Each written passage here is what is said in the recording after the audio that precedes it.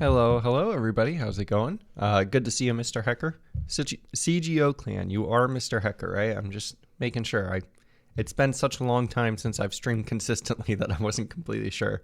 Voxeros, good to see you, and Essie Woods, also good to see you. Today, or this week, is a week off, and it is Grinding Math Animator 2000. I also have next week off, and the plan, I'm going to regret saying this, but the plan is to use Math Animator next week to actually make a video about Math Animator. So we'll see if that works. So I'm grinding right now because I really want to get it to a point where I can use it. Today, let's freaking go. Hopefully. Yeah. Uh-oh. Somebody clip that. No. This is this is the hopes and the dreams. Okay. But anyways, today, can you show this, how to compile this on stream? I've got some detailed instructions for compilation on the GitHub repo itself. It's a process. So unfortunately, you just got to go through all of this stuff. Just follow the instructions and it should work out.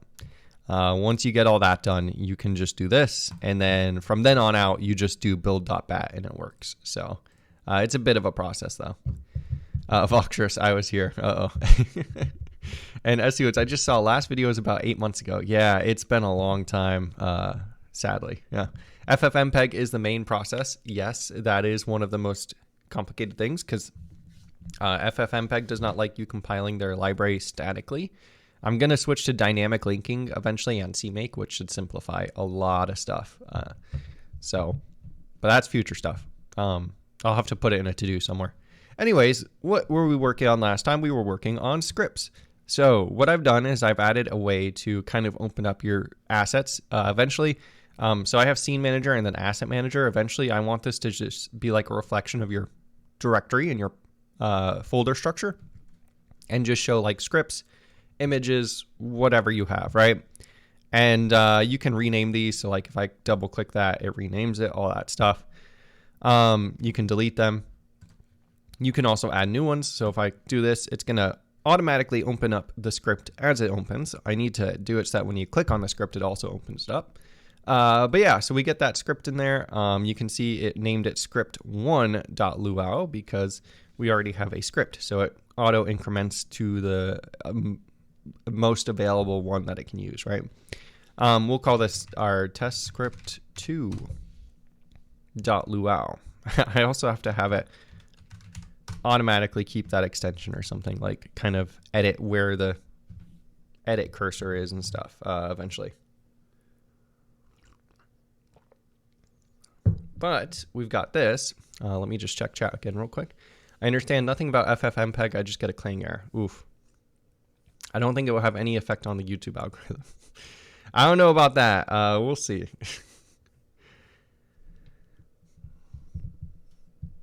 Yeah, with FFmpeg, if there's errors in there and stuff, unfortunately, I'm not going to be of much help to. So FFmpeg is a beast. I've also added this console. So if we go back to that script that I just opened, it's called test script. Let's see. Yeah, so it puts them all in here right now. Let's go open that up. So what I can do is I can create hello world, right? I've added in some bindings for one thing already. So we've got logger in here, which we can say logger.info, logger.write, logger. We'll do all of them, right? So we'll say write hello world, and then whoops, no semicolons. Info. This is info. Warning. Or I guess it's just warn. This is a warning. And then logger.error. Uh-oh, this is an error. So we've got access to all of these, and then we can end it there, and we can say hello world. Now I'm going to leave off the parentheses for now. We can also add typing too. So this is one of the nice things. Mr. Hecker, you asked, what is Luau? It is Roblox version of Lua. So it adds a few things. I don't know if Lua has typing by itself. I'm not quite sure. But we can add types to this. So we can say like function hello world is of type empty function, or this is what it returns, is just empty. I think that's how you do it. Lua type function to return nothing.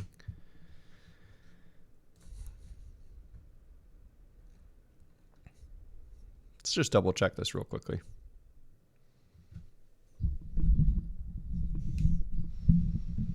Nope, that's not what I want to do. I want to see how you actually type it. Lua type annotations. Let's see.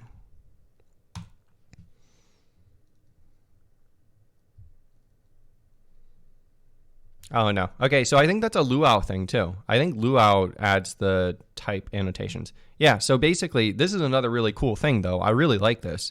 You can have type annotations. So you can say type point equals this. And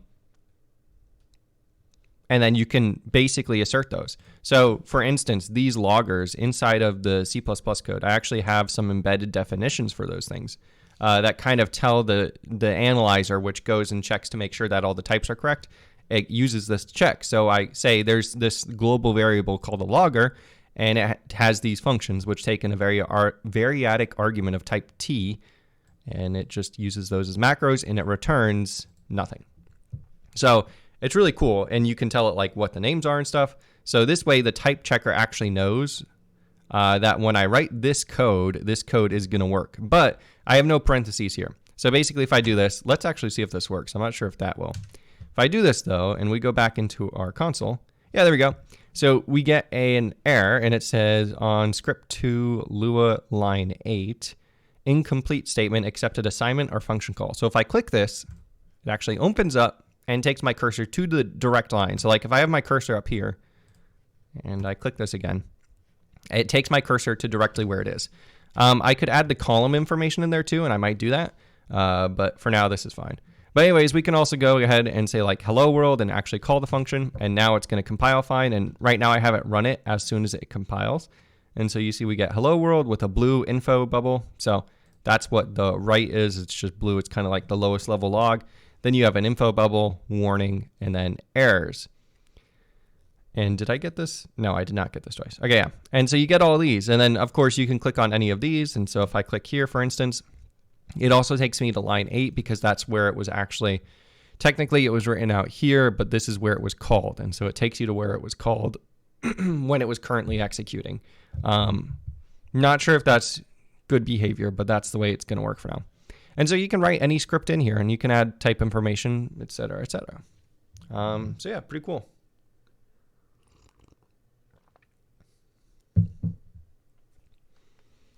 And I see Woods. Are we feeling like a winner today? Muffin? No muffins today, unfortunately. And CGO Clan, imagine building a whole math animation from scratch and adding a scripting language just because doing it in Python is hard. Yeah. Oh yeah, it's 8 months. I don't know if that's worth it, but that's what we've done. So anyways, yeah, we've got all this stuff. I'm really happy with the way, not hard, but tedious, agreed. Well, some of the things were hard. This stuff was hard. I don't like this. SVGs suck. Oh, they were the biggest pain. Anyways, though, so we've got all this, right? This is pretty cool. I really like the way the console came out. I can also hit clear. Also, it collapses things automatically. Whoops, that's not what I would do. So say this only prints out hello world.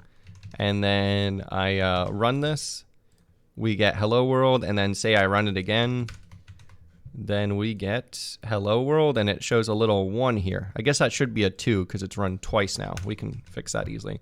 But it keeps going up, so if I keep running it, which happens when I save, kind of just collapses that information, and then you can clear it up. So pretty cool stuff. I meant Manum is just tedious. Ah, yes, Manum is very tedious. That's the whole reason for this. So today, like I said, what we're going to be doing is basically adding in some type definitions in here to declare like kind of like some sort of animation object or something, or like script object type, giving you access to different functions that allow you to like create new objects, all sorts of stuff from your script. And then we're going to have a script object over here that you can add, and you'll be able to like run some some code. Like say I'll click on the object over here. It'll have like a button down here, something that says like generate or script generate or something, which we'll call like init, right? And I guess the way I should do this is probably show how I kind of the pattern I've been using for other objects. So for instance, hello world. What this does is it actually does a few different things, right? So if I change the text here to like goodbye,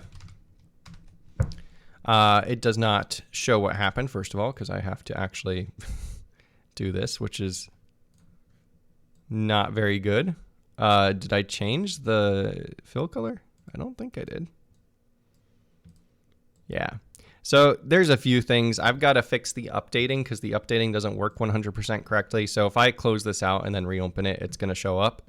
Yeah. So I just have to fix some updating stuff and everything. It's not working properly, but that's on the Docker. So future.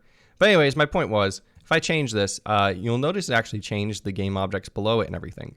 And the way it does this is because if we go into text anim object, I actually have this pattern that I kind of use. So basically what we do is when we first generate the object, we call something called init, which does some checks, blah, blah, blah. Then it goes, it positions each of these characters, and it actually creates child game objects. So it goes, well, animation objects, not game objects. It goes and creates these. It says create default from parent, so it takes the parent's attributes and all that stuff. We assign the parent ID, which should actually be done in there to simplify that.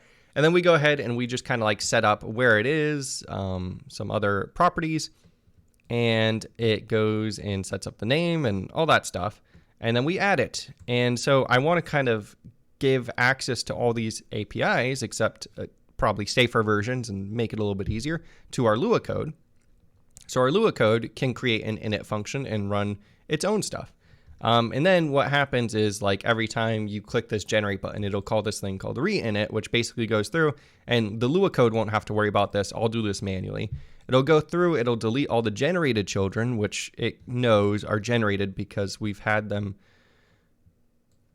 generated here. That basically says that true. If we hop into here, create child from parent. Create anim, create default from parent. There we go. So if we go to here, there we go. Add child is generated. So it basically knows it's generated because I'm passing in a flag there, which I'll do automatically for the Lua code. And so it goes and finds all those generated children objects and it deletes them and adds them. And it knows which object they belong to and all that stuff. So I don't have to worry about like deleting the wrong objects. So when you reinitialize it, it does that and then it calls init again and it replaces everything. So that's the plan. Now we need to do it. Another thing too, so that's the plan for one part of this. And then another part of this is going to be animations, because you'll want to write scriptable animations as well, which are things that like change properties of game objects afterwards. But yeah, let me check chat real quick. CGO clan, I think the next step is to add a feature to scripting language to access objects like an SVG, get its position, rotation stuff, able to change it. Yeah, that's what we're doing right now. And not too dangerous, right? Yes, this is called dangerous, right? Wherever that is, but it's not actually dangerous. I mean, it is dangerous, but it's fine. All it's doing is it's basically, it's still like making sure there's enough memory allocated and stuff. It's basically just not checking in data. Like it doesn't know if it's actually this size, but that's fine because you're telling it it should be this size. So if it's not that size, then it's a you problem. It's not the library's fault. But yeah, anyway, so let's get started. So the first thing I'd like to have is we need the animation object kind of embedded inside of our code. So, and I'm wondering what the best way to do this is going to be too. So I know where to put this. This is going to be inside of our built-in definitions. Built-in definitions. No, this is the wrong one. And this is going to be inside of our globals. the type information. But I'm wondering,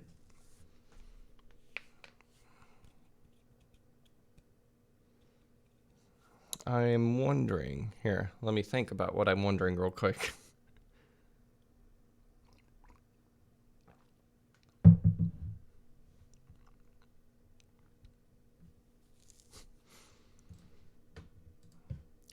So we've got all this.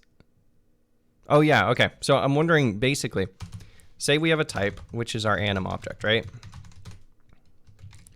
And this type has things, right, like position, which is of type vec3, and so on and so forth.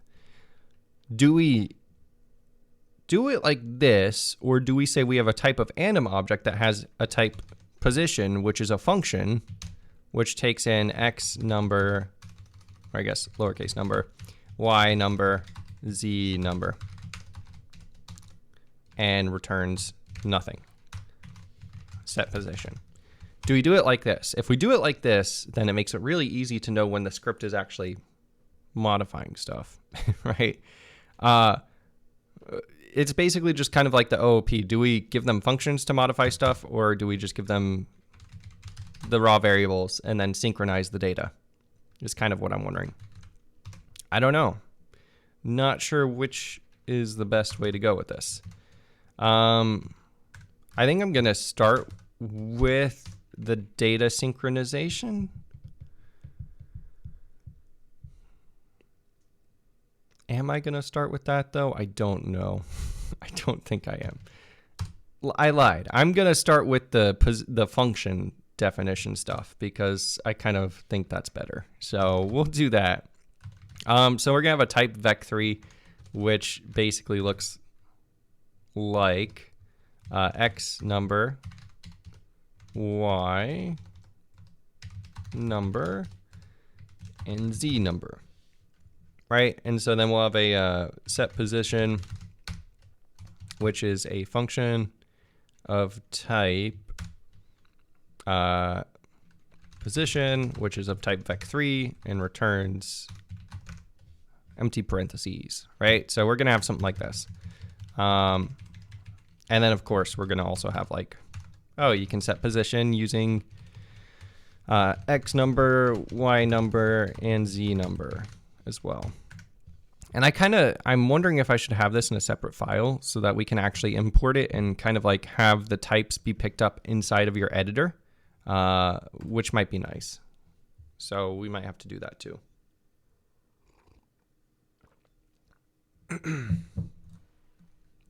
So, in order to support that, what we're going to do is we're going to have like static const stud string.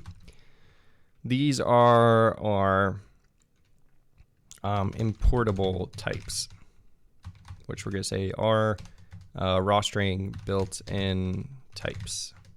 And then you do parentheses, and built-in types is our kind of clarification thing, whatever that is. Okay, and then we'll put these down here. Right there. And we need a semicolon. Cool, so that's how we're gonna have it. I'm also gonna keep a file on hand in here so that I actually get syntax highlighting. We're gonna save this as animation editor, wherever we are inside of here, dev, here, animations. No, I think I have assets. Yes, okay. So we're gonna have it in here. Default scripts. We're not actually gonna use this. It's gonna be embedded in the C++ code, but it'll be nice to have this kind of here. We're gonna call this importable types.luau. And I'm gonna put that in here. Cool. And Voxrips functions across the language barrier would make sense, I would say. What is a number here? A double. Functions across the language barrier would make sense, I would say. Yeah, that's what I was thinking too. And what is a number here? A double. A number is a double. It's just like Lua has built-in number. And it just stands for a double, I guess, is basically. Yeah, so you see here they have number, and it's basically kind of like JavaScript number where it's like basically anything. So Oh, cool. And we can also have like designated initializers type thing. That's cool.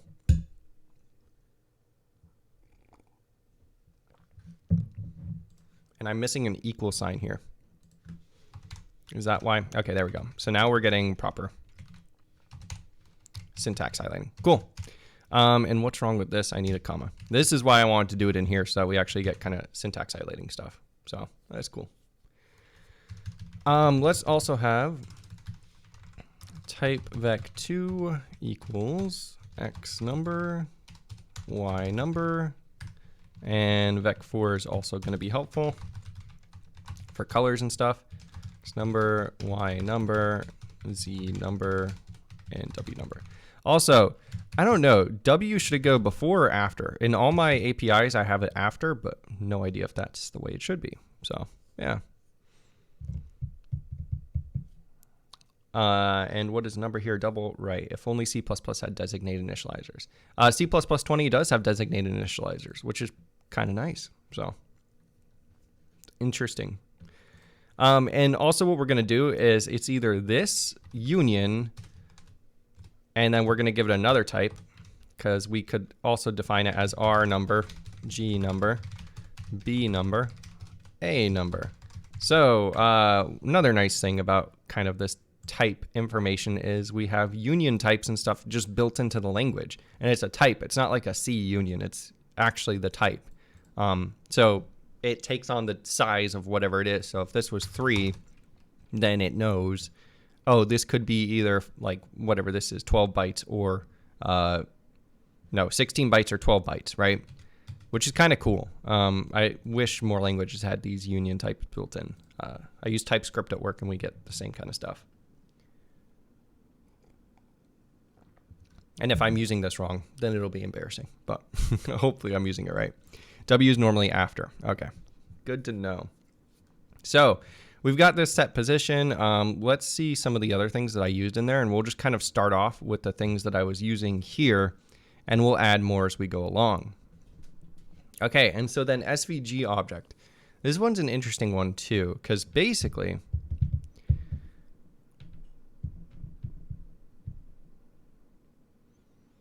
this one's an interesting one. So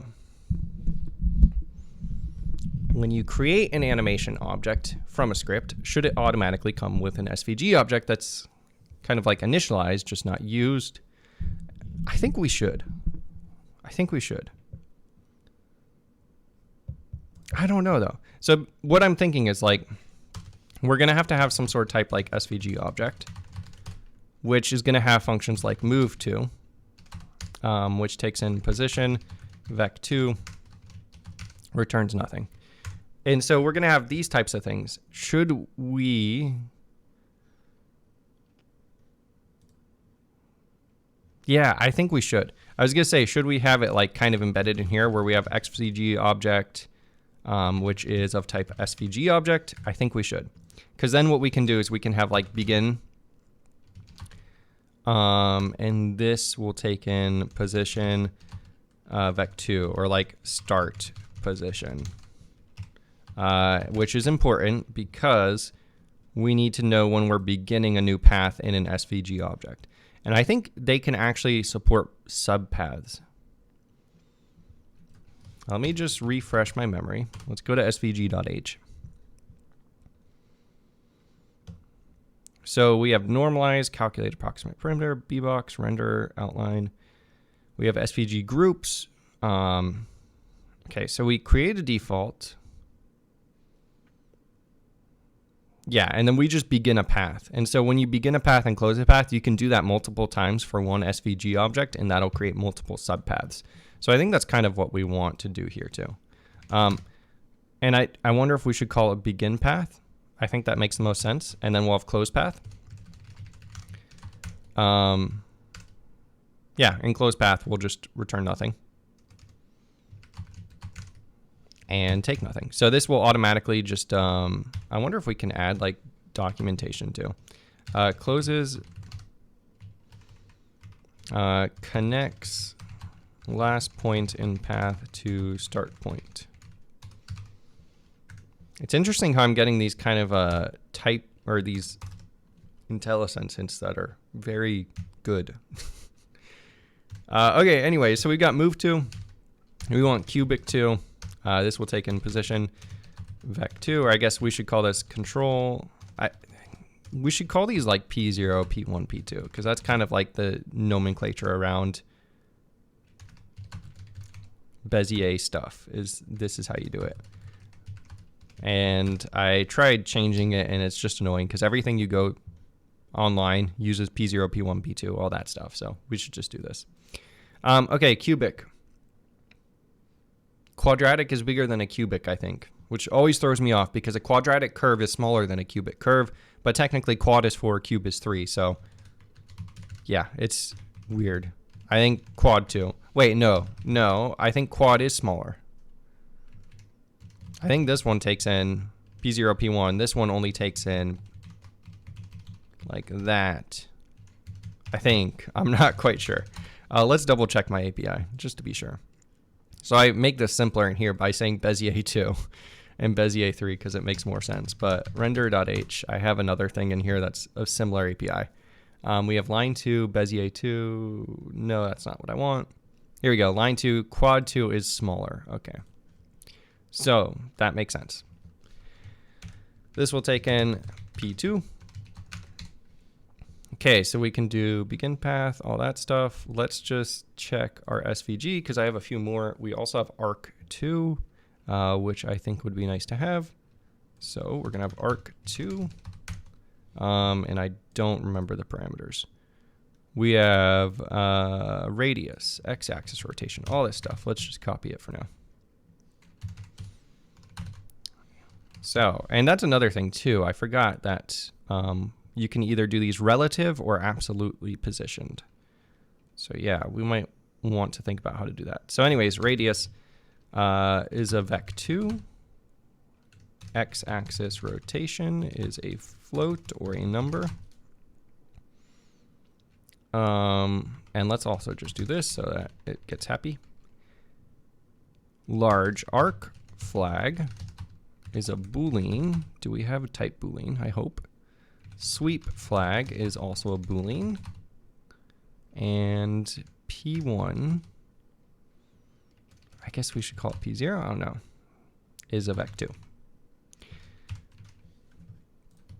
Okay, so we've got all these, and these are just like the basic SVG kind of options.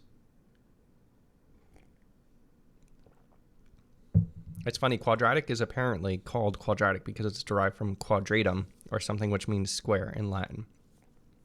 Yeah, and a square has 4 sides. It makes no sense to me why quad is technically a curve with a power of 2. It always confuses me. And Lind here, why Lua? That scripting language is not the fastest anymore. I'm using Luau, technically. And I don't care about the fastest here. And a square is axis to the power, x to the power 2. Oh, x to the power of 2. I guess that's true. But a square has 4 sides. And Lind here, and this language is where index 0 is 1. Yes, that does annoy me. Maybe I can change that in mine where I automatically interpret indices as 0-based, but I'm not going to do that. Technically, we're using Luau here, which is Roblox's version of this. So one of the reasons I do like this, so you have sandboxing, which means that I can set a global table, and that can't be modified per script. We can also kind of segregate scripts so that they don't have interactions with each other, all sorts of stuff, which is nice. Syntax, we've also got type information, which is nicer as well. And it is more performant, supposedly, because it basically compiles this to bytecode, and then you just ship the bytecode. But that doesn't really matter to me anyways, because the application we're using it in is this. And this already is not really the most performant anyways. And especially when those are going to be run, they're not going to be run every frame. They're only going to be run on certain things, like when you regenerate a script according to certain settings and whatnot. So I'm really not concerned with the performance aspect of it, since the scripts are not going to be in any sort of critical paths, or they shouldn't be.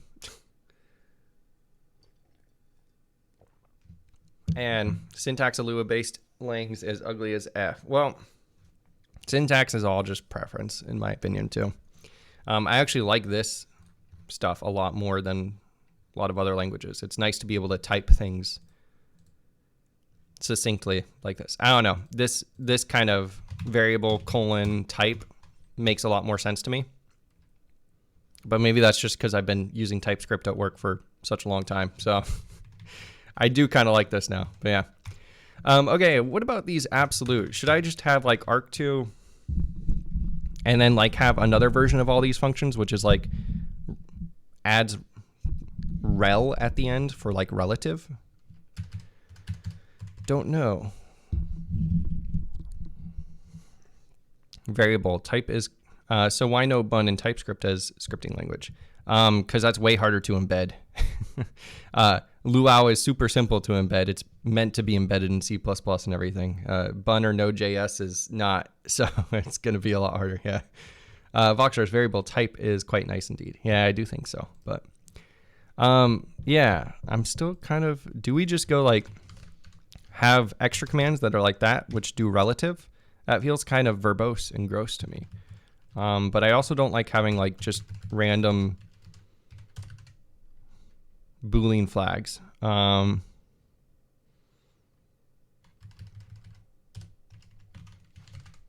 do we just do this? Kind of makes sense to me. I don't know. Yeah. So now we have relative and we have absolute. Absolute SVG commands. Relative. I could do what SVG itself does. So the SVG spec just says if it's capital, it's absolute. So we could just do that and say that's the absolute is if it starts with a capital. But that's way too confusing. I like this because it's at least a little bit more clear what's going on here. Okay, anyways, I think that's all. I also have vertical line, horizontal line. We'll add those too. So we'll have line 2. I also need to add like circle and those types of things. Y0 number and horizontal line 2. And this is going to be x0. And then we're also going to have relative. So we've got that. And relative. Okay, cool. So we've got our SVG object. We can begin paths. We can close paths. And when we begin a path, that's when I'll implicitly do this thing where basically in text animations, I kind of allocate the memory and initialize it here. That's when we'll do that, is if it gets allocated. And then we'll know that this actually has an SVG object. So it's kind of how we'll handle that.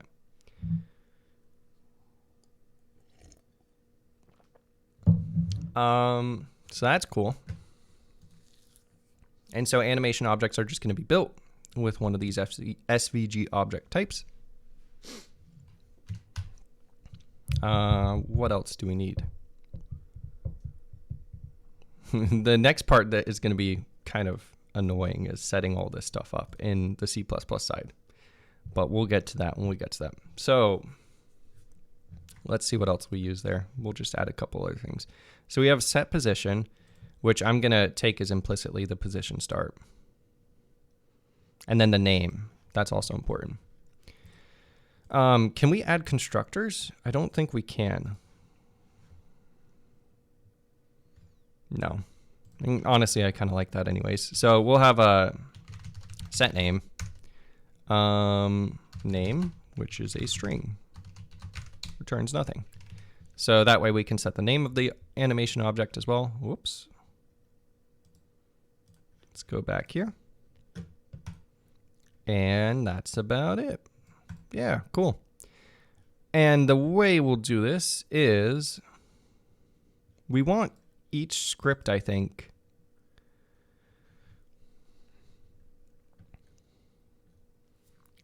basically what we're going to have, okay, so we have importable types. This is one of the files that I have, but I also have global functions, which we're also going to need.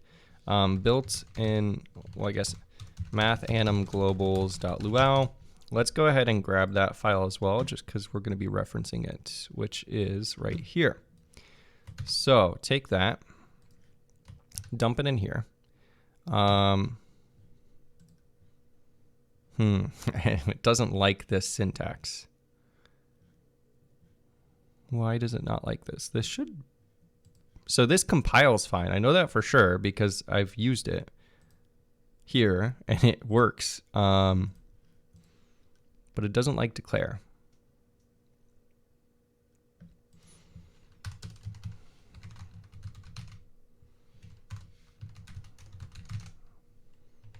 Can we just like say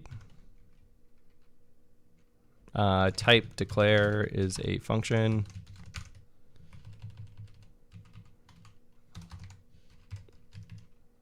which takes in variable any? No, that doesn't work. That's not going to be fun. The whole reason I used this was because I was expecting it to work with this syntax, but yeah. Let me just check how they're doing it again real quickly. So they have this declare. Do they don't define declare anywhere.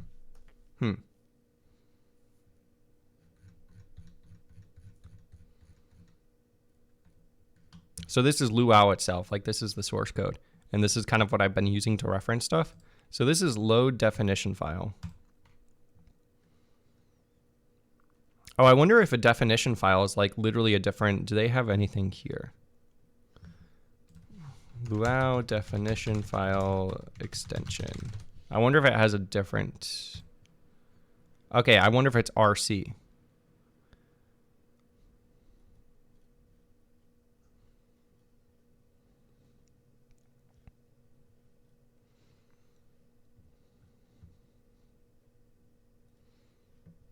Maybe.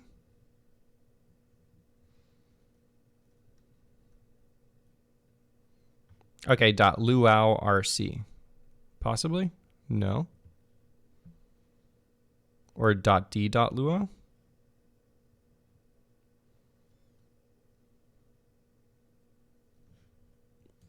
Wait a second. Okay, let me try .d.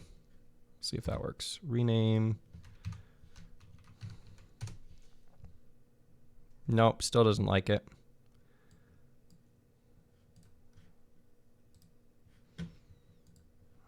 Luau declare not defined. Let's see if we can get something.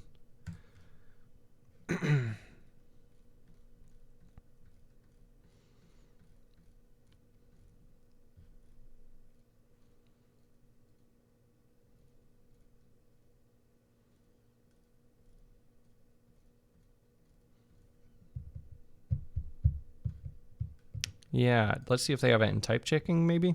Type inference, structural type system, built-in types.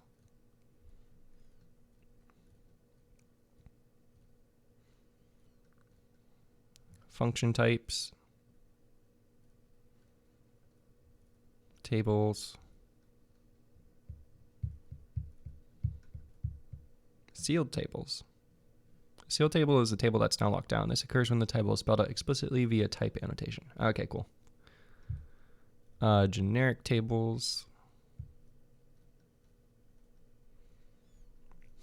Got everything in here except for what I'm looking for. So this is the union type. So it looks like I did that okay. And intersection types are kind of like a different version of that.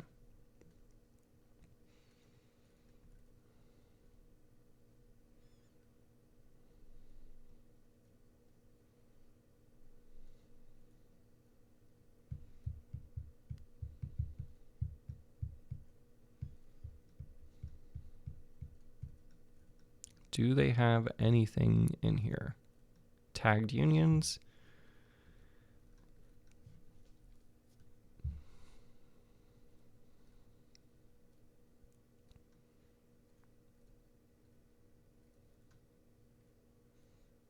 I don't think they do. Okay, so this is like some custom thing that they use that I just kind of hacked myself into.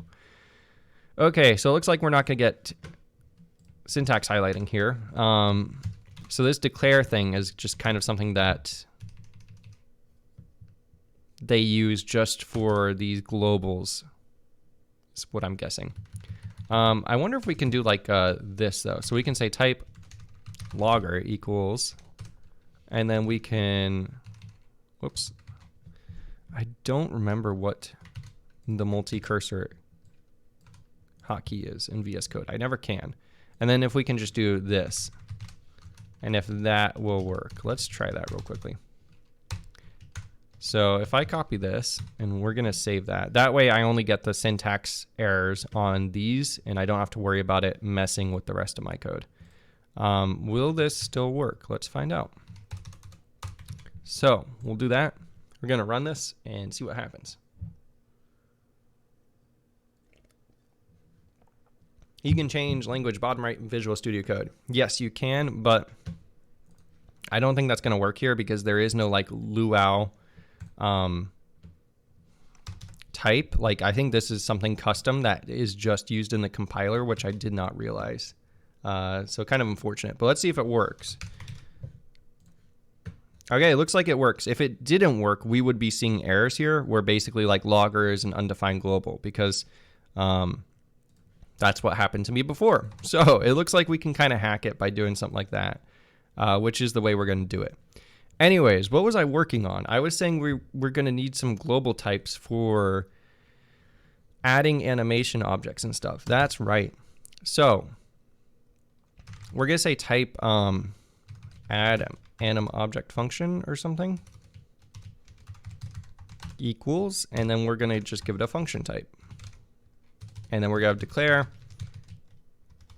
add anim object, which is of type add anim object function. Okay, this way we can still like kind of see our syntax errors, but we also, it's the best of both worlds, I think. But yeah, you can download it maybe in the marketplace. I checked, well, I don't know. When I was looking for Luau stuff, there wasn't a lot, and this one was the one that worked the best. It was also the most installed one, the extension I got, so I'm not quite sure. I'll have to check again later though. Maybe I missed something, but we can work with it like this for now. Should be fine. So how is this going to work? We're just going to have that, and this is going to take something of type anim object. And if this is a global, this means that these are also going to have to be globals. Yeah, so I guess that makes sense. Well, yeah, it kind of does make sense. Okay, so these are going to have to also be globals. I was going to have this that you could like import a package, but maybe that doesn't make so much sense. So, well, it kind of still does. I don't know. I still kind of do want to see if I can turn this into like importing a package later on. So for now, what we'll do is like this will be a global within this package. And then I'm going to see if I can figure it out so that you can like actually import it as a package in the future. So for now, we'll do this. And this will take in the anim object. And one other thing I'm going to give it is an ID, which is going to get set automatically. And this is just going to be a number. Can I make this read only? Luau read only table member.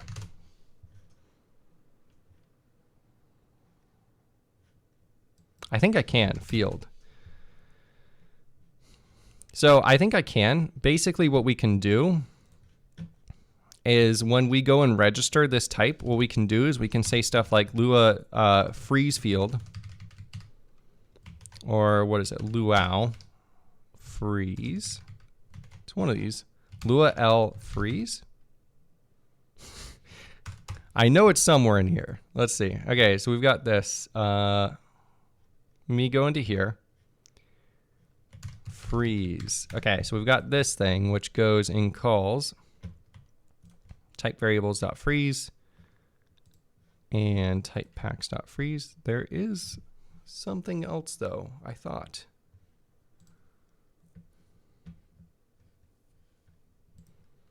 Maybe I am just misremembering, but I could have sworn that there was a way to like actually freeze stuff.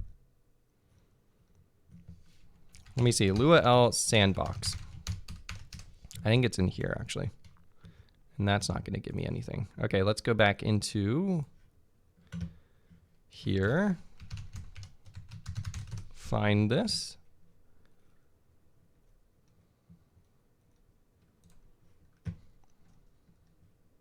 Set read only. Okay, that's what I want. Cool. So we can basically set certain variables to read only by doing this. And that's exactly what we're going to do.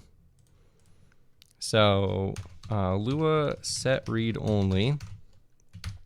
And then we can basically give it that, the index, which is whatever index it is, and then in terms of like the stack and stuff. But yeah, that's how we'll do that, hopefully. So we've got these now. And I kind of wonder if we want to do this a little bit. So we'll have a type vec4 number, which is going to be this.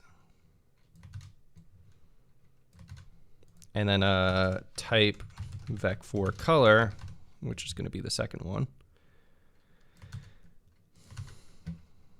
I'm doing this a little bit differently because I think it will read better.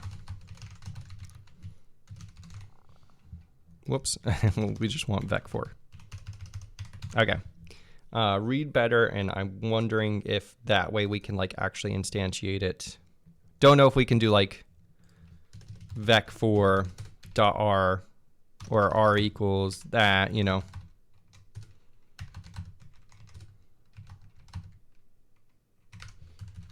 Does that work? Local var.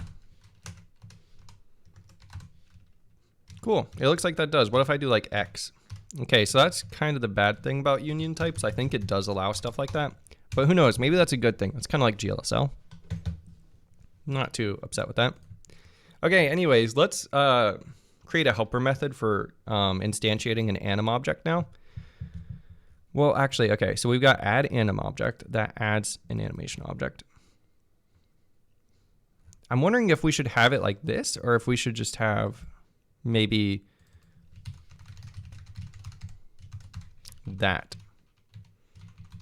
And this returns an anim object, which is actually spelled out. So I actually think we should probably have this, which makes a bit more sense. Okay, so we're gonna have a create anim object function. So that'll add it to the scene and everything, and then you can start doing all this stuff, which I think that makes a little bit more sense. Yeah, I like that. So how would we use this? I'm trying to think now. Let's go ahead and create like kind of a use case or something. We'll try and re-implement our text object, except in Lua, and we'll try and have that as kind of our first goal and see how that goes. So I think the pattern I'm going to have is like have an init function, and then we're going to have end, and this will be called automatically. So this is automatically called when the object is created. Maybe we should call it like generate. Makes a little bit more sense. Maybe. So we'll have this. You can of course add helper functions, whatever you want to add here, and that should all work out.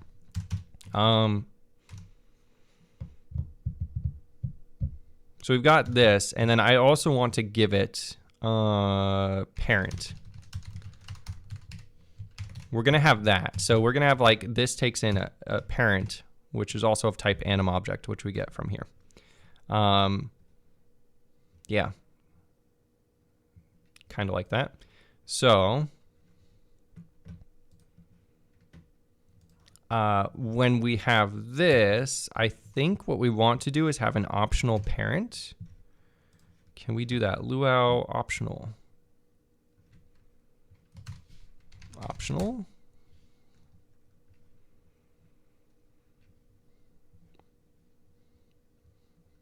Support gradual typing, optional type annotations for variables and functions, as well as declaring type aliases. Types can be declared for local variables. Where is the optional type? That's what I'm looking for.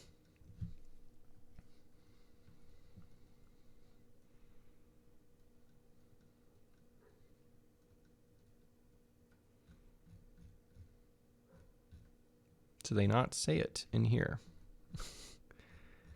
Optional, let's see, maybe if we just go to type checking. We just add a question mark. Cool. That's easy enough. And that's what I was wondering. So we're going to have a parent, which is optional. So either you get like a default animation object or it takes the attributes from its parent. So then you can pass that in and kind of get those attributes automatically. Cool. I think I like this. Yeah, I think this is a good start. Okay. So now we have to go to the C++ side, and this is where it's going to get harder. So one of the things we're going to have is static void create anim object function. And this is going to take a Lua state, L. We're going to have this down here. And actually, this is, yeah, this is fine.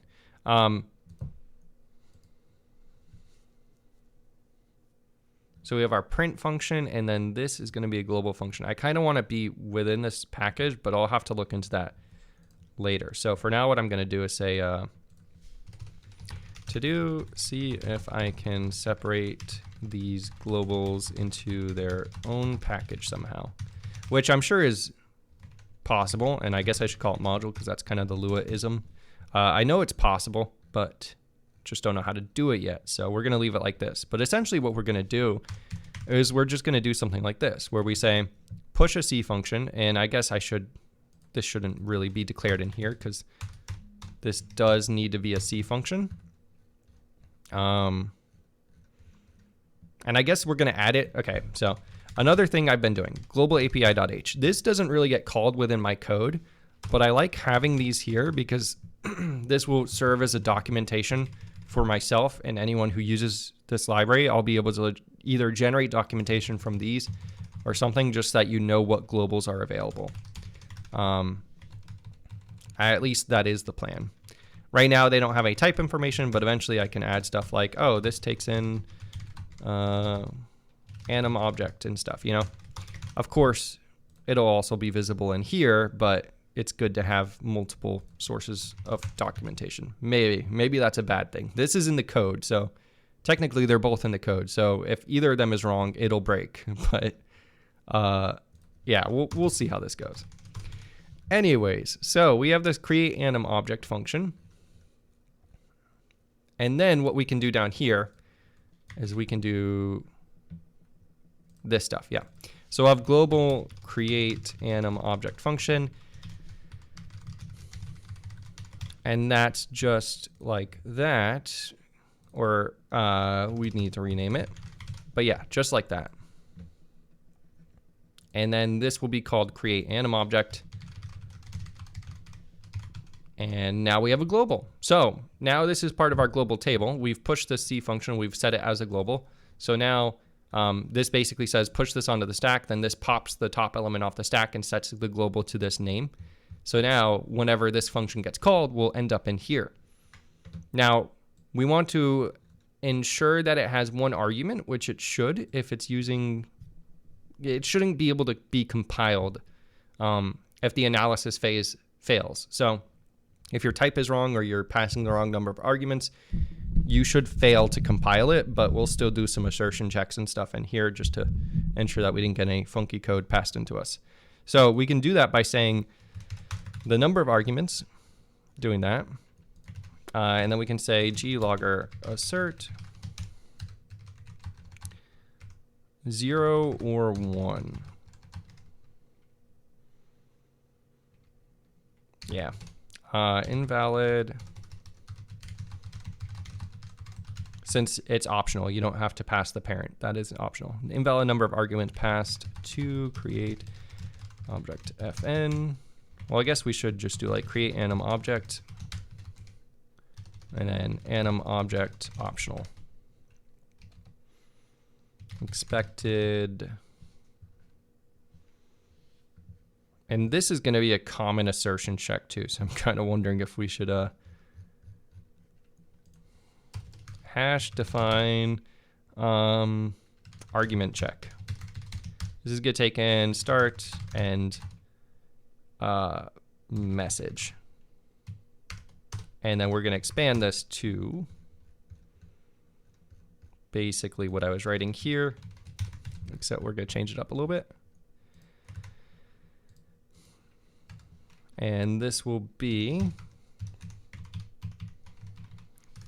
greater than or equal to start, less than or equal to end. And I guess we can just do function name.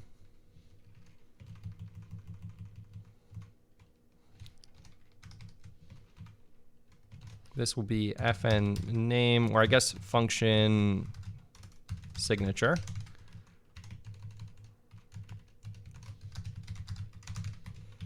Okay, so we'll do that. And this will automatically concatenate the strings. It's a weird C++ism type thing.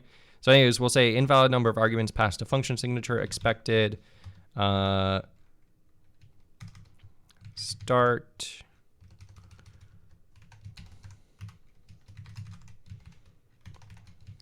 We want to do that. And less than or equal to. And then we'll do end. And then we'll say instead got %d. And we'll pass in number args.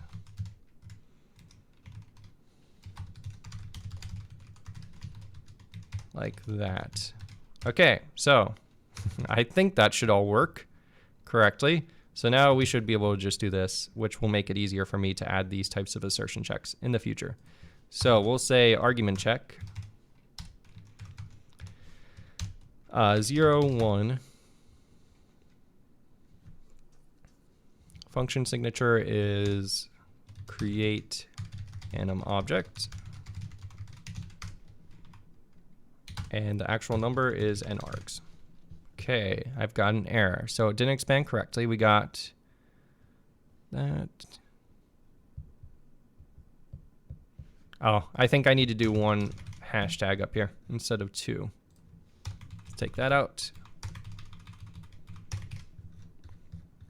And no more error. Cool. So it looks like this is expanding correctly.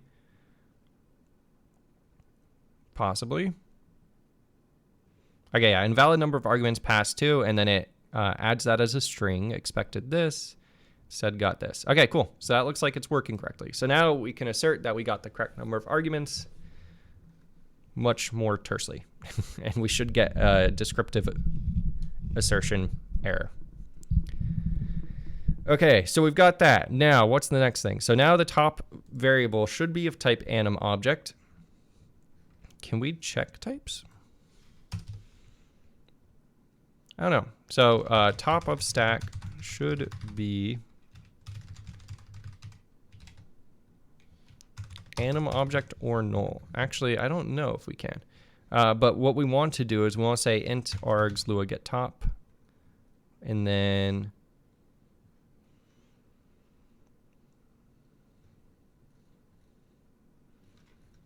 can we say like Lua table? I don't know. Get table. So we can do that. Get table. And 1. And that should give us the table, I think. Yeah. Because it's 1 below the stack. So I think that's how this works. So that should essentially get us the table. What does that return? It returns an int. Actually, we don't even want to do that though.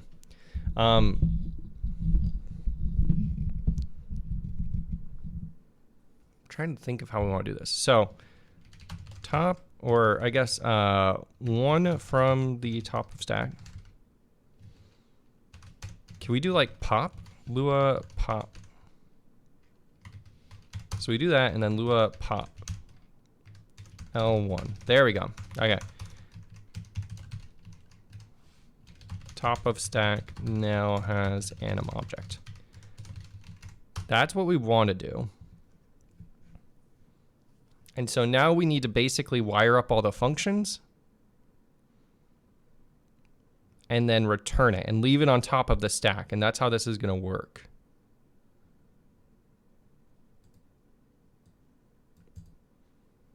Trying to think if this is right. Yeah, I think that's basically how this is going to go.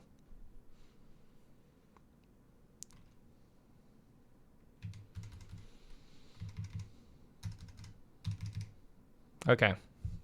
I think so. So basically, now what we have is we have an anim object on top of the stack.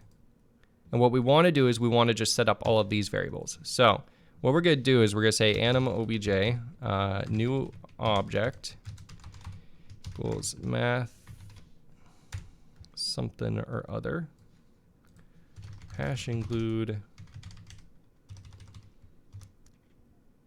animation slash that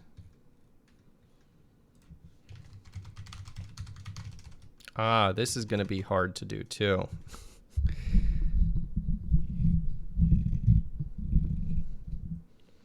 But I guess I can set some user data. So the reason I was thinking this is going to be hard, so we're going to have to do this, math anim animation manager. I need to include that as well. Let's go up here.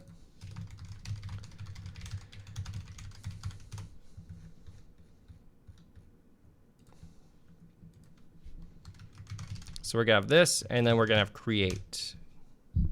Except not quite create, we're gonna have like default from parent or something like that. So we'll call this default create. What was it called? It's in here somewhere. Create default from parent. Oh, okay, it's part of anim object. Okay, so this is basically what I want. Okay, so we'll do that.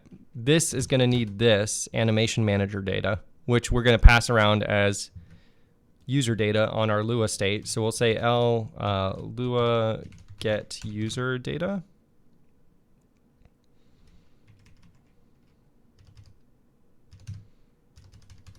Lua L user data. To user data. It's not what I want.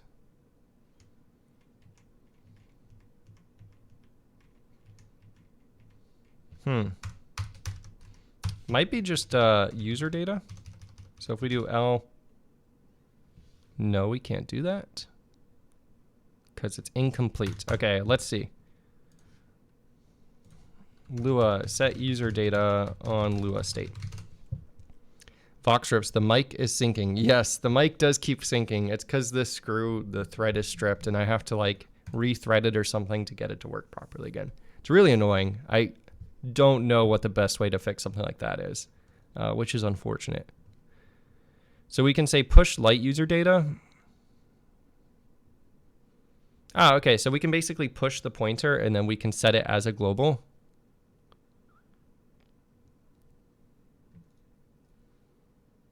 And then we can just get it. Cool. So let's do that. So in here, what we're going to do is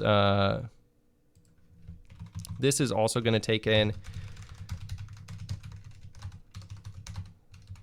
an animation manager, which we'll add up here, global API.h. So we'll add that there. That means we have to say struct animation data. Okay. And then go back into here. So when we get this, we can say Lua push user data.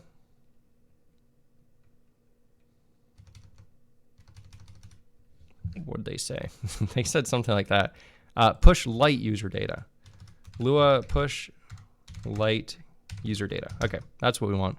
So we'll give it the L, and then we'll give it void star am, and we'll say set global L animation manager data. Okay, so then what we can do is we can go into here and say Lua get global L animation manager data, and what does that return? Oh, that basically puts it on top of the stack. Then we can say Lua to light user data, which returns a void star, and then we can give it that, and our index should be 0. Or no, I think our index is actually going to be this. Possibly. How do I get globals again? I can't remember. So we set globals here, but how do I get globals? Somewhere in here. Okay, so they set several globals there, and then he says Lua get global to user data. Okay, so -1. So that's all I've got to do. Okay, and then we can say animation manager data star am equals that. All right, and now we have access to it. We just want to make sure it's typed properly. Okay, is that not right?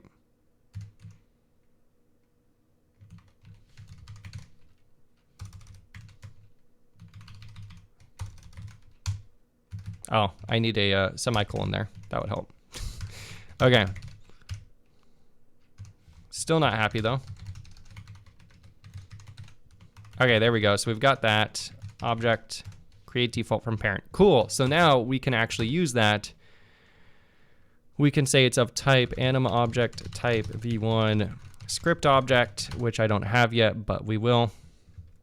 And I'm gonna make this easier on myself. I wonder if I can do a using inside of an extern C block. Hopefully. No, is that not allowed?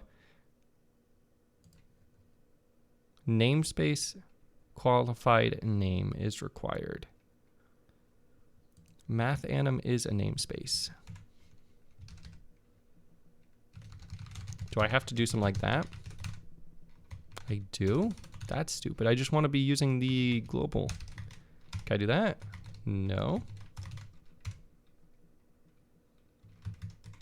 That's annoying.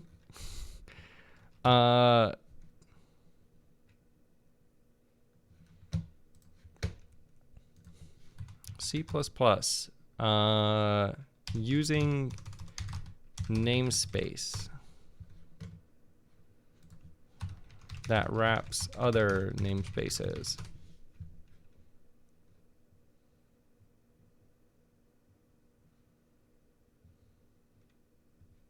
Can I not do that? C++ using statement. Let's see. Using declaration.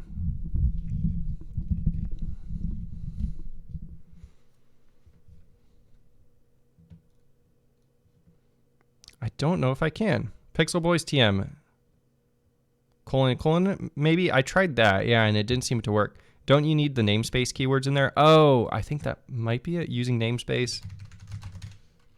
There, okay, thank you, Voxrips. Yeah, I tried the colon to get like global namespace, but I didn't like that either, so that was kind of weird.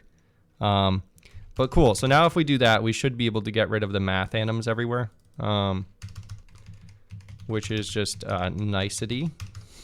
So we're gonna go and do that.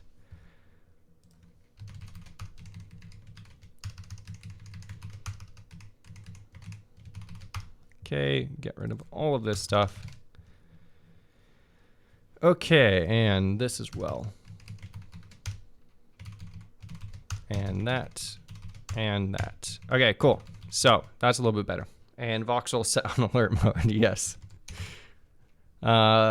Obj ID, parent ID. So then we need to give it the parent, which should be on top of the stack. And so the way I can do that is, okay, so top of the stack now has the parent.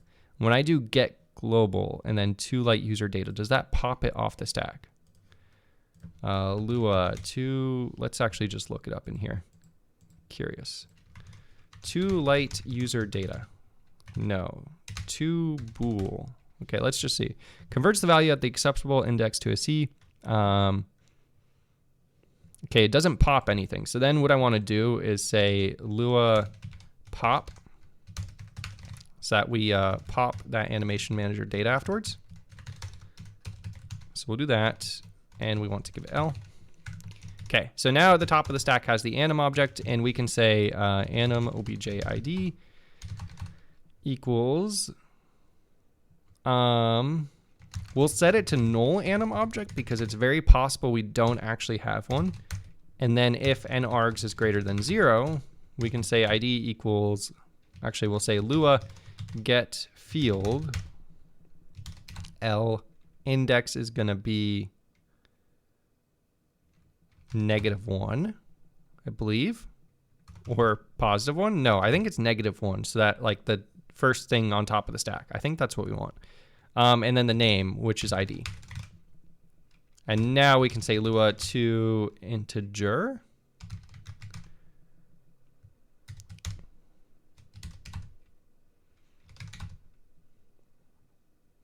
And then this will be our ID.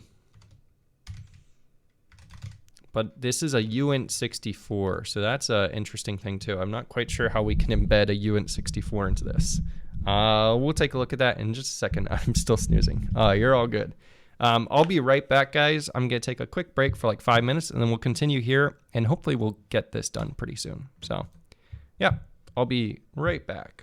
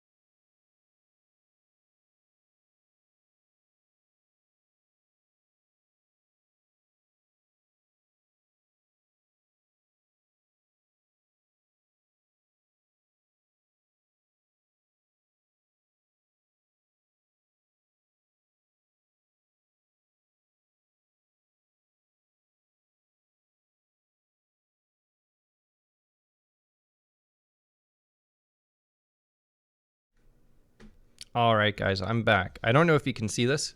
I have a Pac-Man box under the mic because it keeps drifting and it's really annoying me. Okay, anyways, though, this was unfortunate. I think what we're going to have to do is create our own U64 type and kind of bitwise and 2-bit 32s together. So we'll have like a type U64, and then we'll just have like low, which is a bit 32, and a high, which is also bit 32. And if we go back into their types, I think we can see that we should have bit 32. Yes. Oh, which is just a number type. Okay, so it's just a number type. So I think what we're actually going to do is just call this number, because they are implicitly 32 bits. So we'll have a U64 type, and then this will be of type U64. And we're going to have to bitwise OR them together to kind of convert back and forth. But yeah, so that's what we're going to do here. So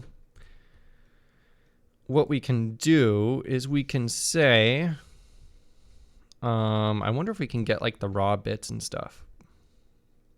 Would be nice.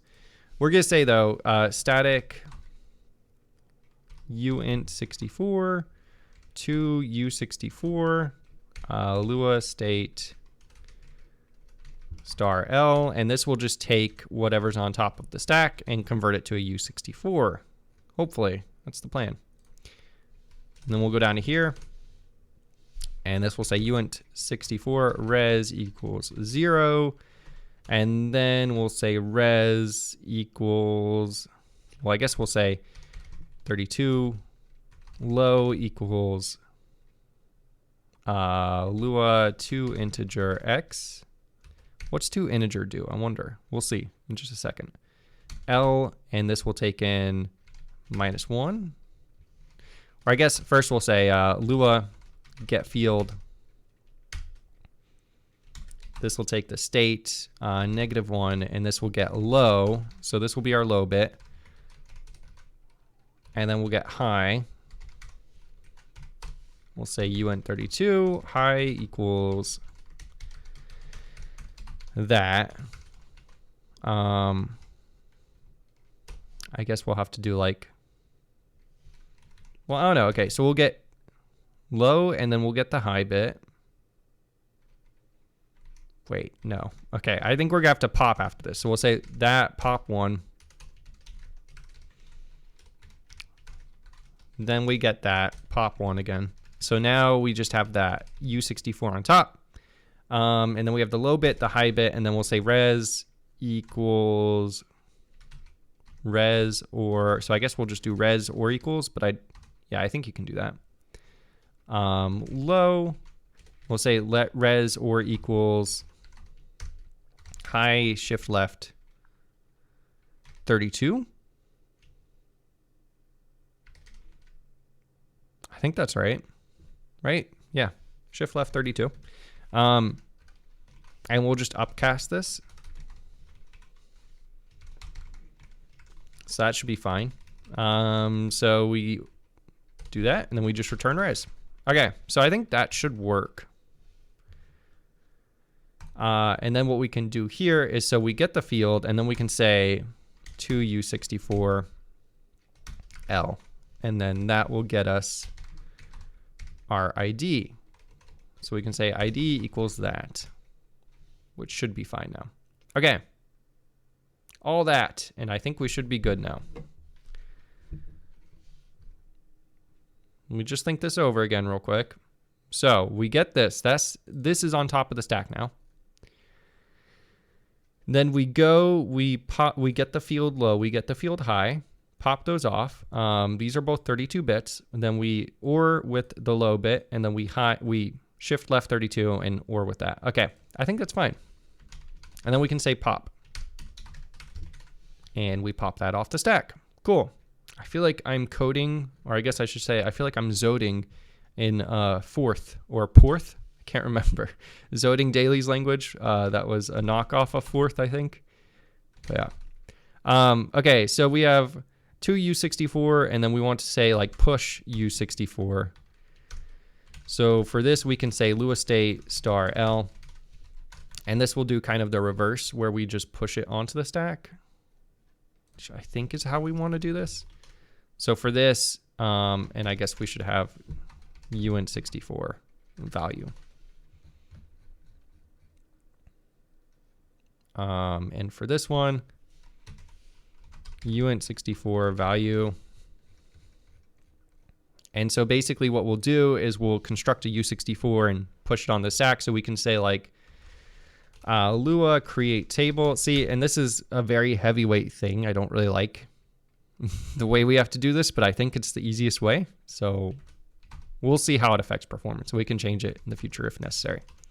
Anyways, we're gonna do this. This should create a table with 2 rows or 2 records and push it on top of the stack. Then we can say, I have an example here.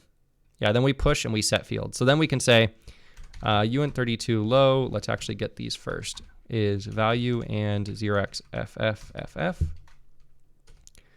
I mean, I guess technically we could just do that, and that should just strip it.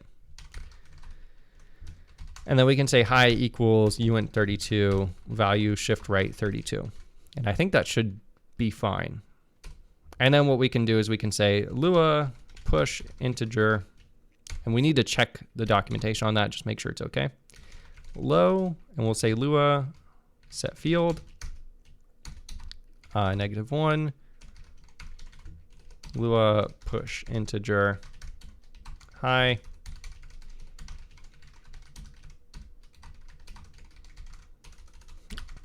Keep going like I'm gonna spell height, and that's not right.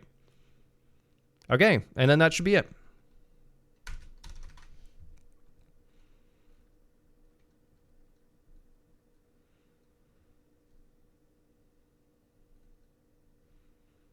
I think set field does pop off the stack too. Let's just double check though. Set field.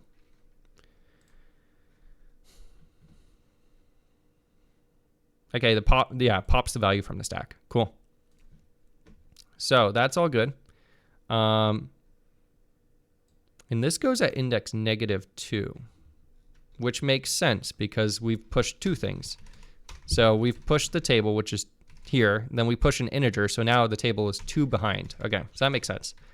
But yeah, that should work out. And then we're left with a U64 on the stack. So yeah, that should be good. And then let's just check real quickly. So I want to make sure that this does not do any conversions, the Lua to integer. Okay, converts the Lua value at the given acceptable index to signed integral type Lua integer. The Lua value must be a number or string convertible to a number. Otherwise, it returns 0. If the number is not an integer, it's truncated in some non-specified way. So it's a signed integer. I don't think that's going to mess with things. I don't think it's going to do any bit twiddling, like mess with the bits there. So I think we should be good. We'll find out. We can print IDs and stuff and just make sure they match up when we start this off. So anyways, let's go into here real quickly. And let's add script object because we're going to need that. That means we need to add it here. It's below camera.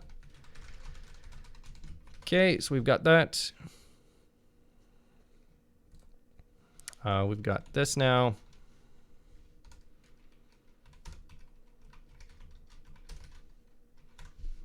Is internal object only, false. So we can do that. I think that's it. I'll get errors if I had to add more data to get this correct, but I think that's it. Okay, so we've got a script object now. Parent ID is going to be ID. Add child is generated is true. Wait. Yes, that's true. Just had to make sure. Let me just see what this does too. Create default from parent. So this gets the parent.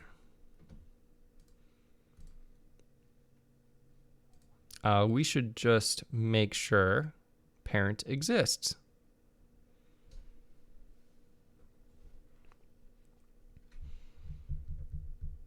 This is a good point too. I actually think we should force the user to pass parent through. We're going to force them to pass the parent when they create an animation object because why? Because when we add it as a child, we need to let the parent know that this is a generated child. That way we can remove them when they're regenerated. So I want to enforce that actually. So we're going to change this. It needs one argument, and then we can be assured that this is actually going to exist. So we can do that. Okay, so now we've gotten the ID.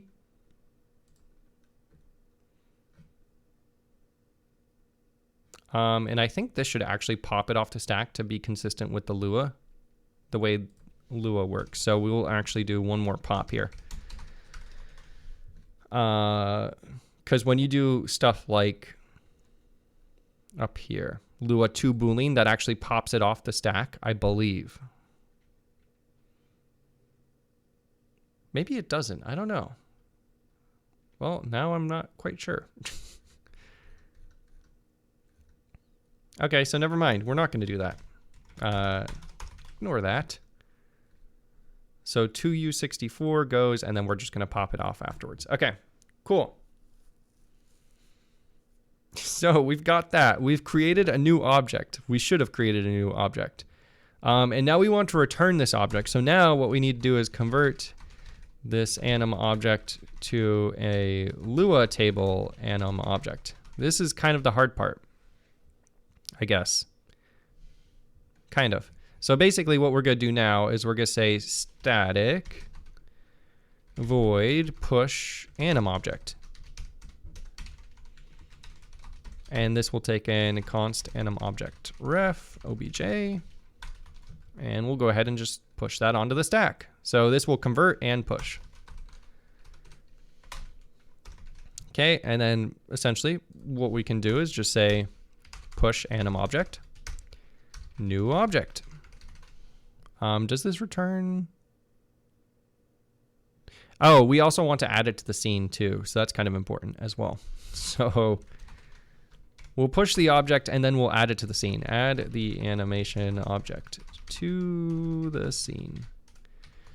And to do that, we need to do a couple of things. It's ugly. What do I do? Clearly, it's still ugly, and I still don't know what to do. So we're going to keep it this way for now. New object. I'm going to go ahead and do that, and we're going to go ahead and do that. And we want to add our scene hierarchy panel so that we actually display that this is visible. Okay, so we can go ahead and do that. Sweet. So we push the object, this converts this object and everything, all that stuff, blah, blah, blah. Then we actually add it to our scene. Cool, that's great. Awesome. Then, how do we push an anim object? Well, we need to convert it, so we basically need to make sure that we get all of these fields, which admittedly is not that many fields. But the functions are going to be a little bit difficult, I guess. So let's actually just do that, and then we're going to paste this here. So what we can do is we first of all say create table. This is going to be our animation object. 0 records. We're going to have 1, 2, 3, 4, 5 of those. We want to say push. Oh yeah, and that's why we don't actually want, so when we push, we don't want to pop it off the stack because then you can set the field which does pop it off the stack. Okay, I gotcha. So then what we want to do is push U64.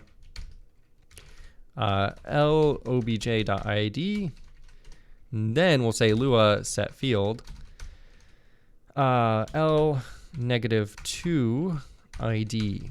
Okay, so we've now set our ID, and now we need to push the functions that actually do stuff. So set name, set position, all that stuff. Now, when you have a function that's part of a table, does it implicitly give you the table?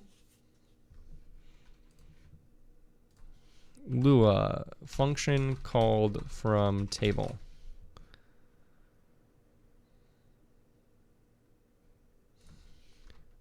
get table off stack.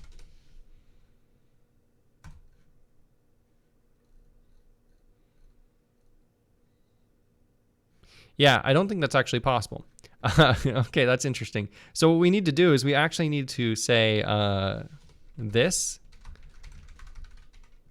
and we need to give ourselves a pointer to this object. So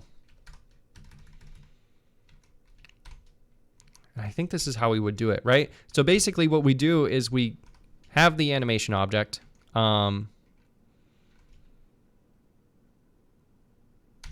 Is this how we want to do it? I think so.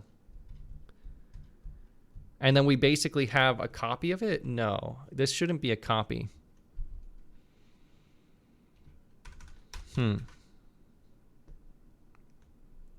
Because, okay, so when we get to something like this, where we have set name, right? If you're calling this from the table, where is the object itself? Is what I'm wondering. How do we get it off the stack? Lua, get object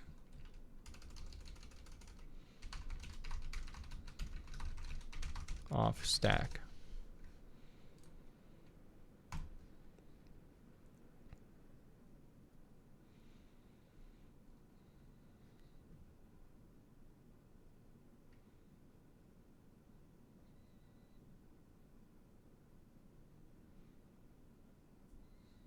Yeah, so they're saying something like where you just have a self variable.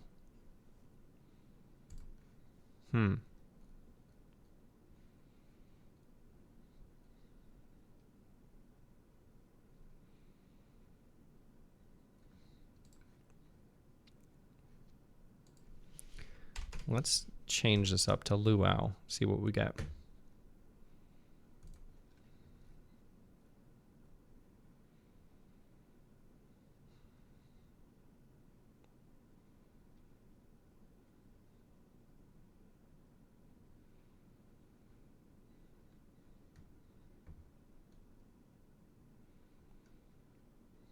Yeah, okay, so they're saying you should have a built-in self.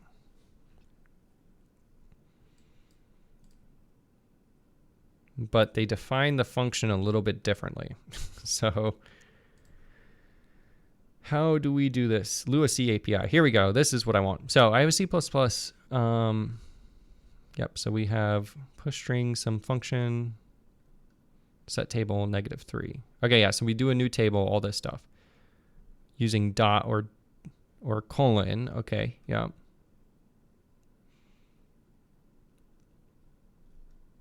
No, you can't. Directly translated to.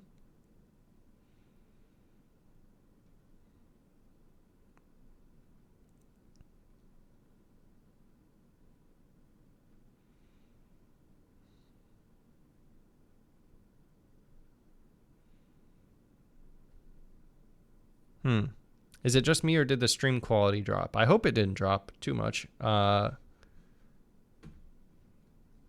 have no way to check stream quality directly from Streamlabs, which is another thing that's not very nice about it. Hopefully it gets better. Is it possible to get those instructions in pure Lua?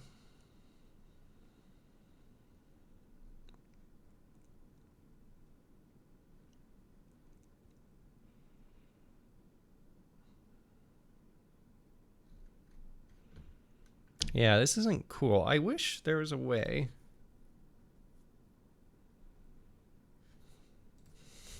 Because otherwise what we have to do is we have to do something like self anim object and then force the user to pass themselves through, which is kind of gross.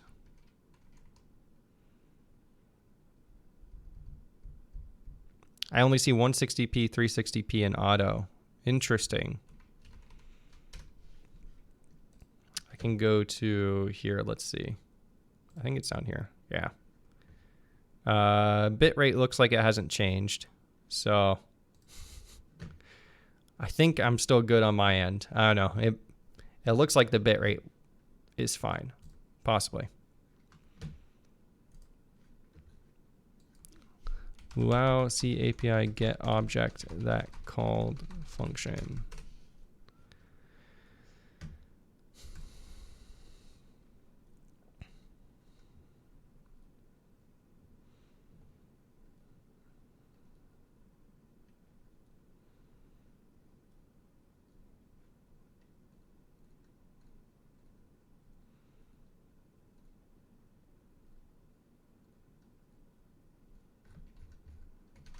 I thought I saw.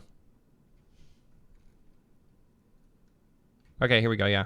When exposing objects from the host to accelerate method calls, name call meta method may be defined. It's invoked directly when obj method args is called, with the method name available via Lua name call atom. Interesting.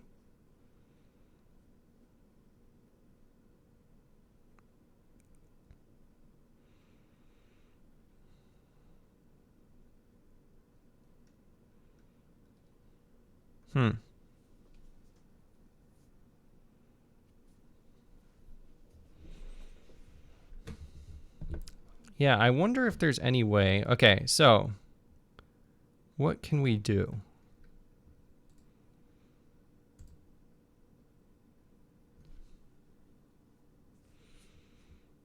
I'm trying to think if there's any way we can like implicitly embed our self object within the function when we push our C function here, but I don't think that's possible, which is kind of annoying.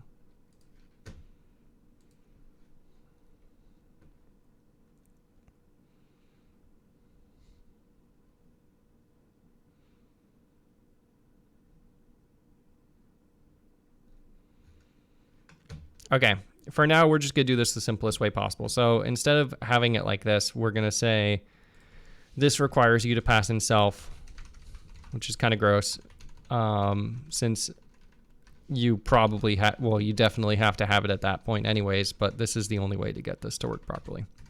Okay, so we're going to do this for now, change it in the future. So let's also just add it up here so we know that we have that available to us. Okay, we'll do this, this, and this.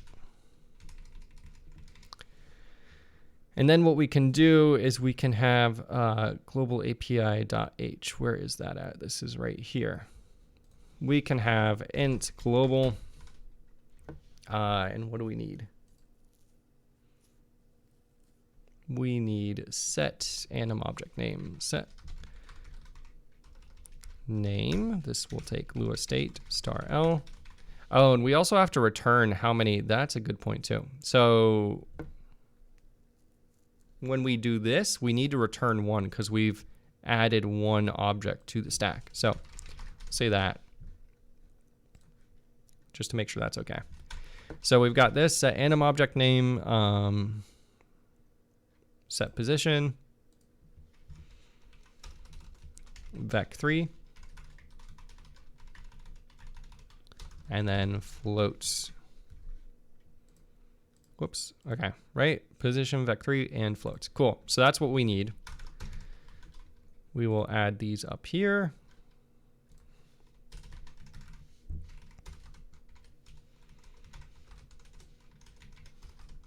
Okay. And then what we can do is we can say up here for our create anim object function, or I guess down here rather, we can say Lua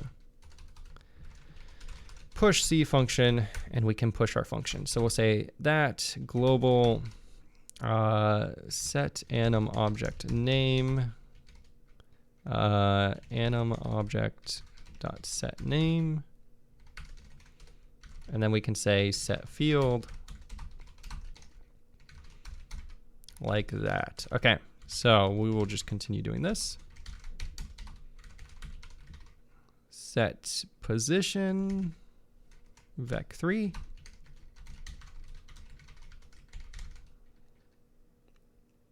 not quite sure how we want to do this. I'll just add the type information there, and this will be set field L-2 set position.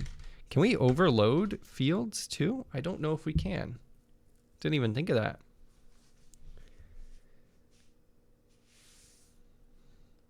You probably can't. I'm guessing this isn't allowed.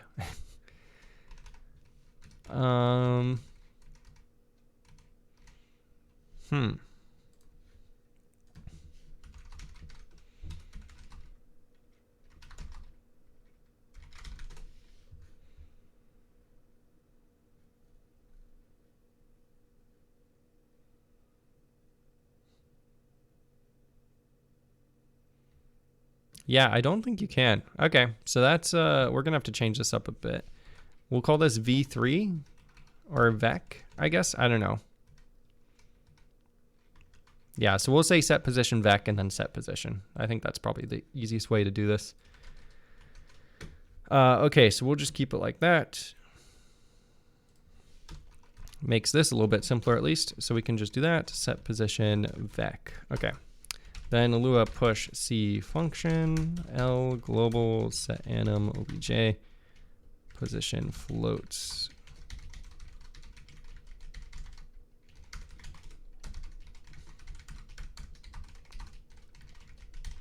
Okay, and we'll have all that. And then we need an SVG object as well.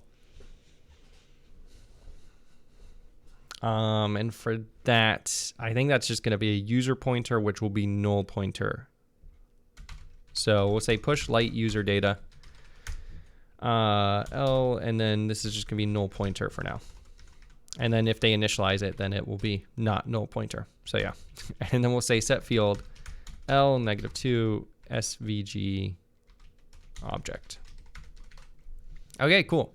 So we've got all that now. Now we just need to actually write those functions. So set anim object name, which looks like this.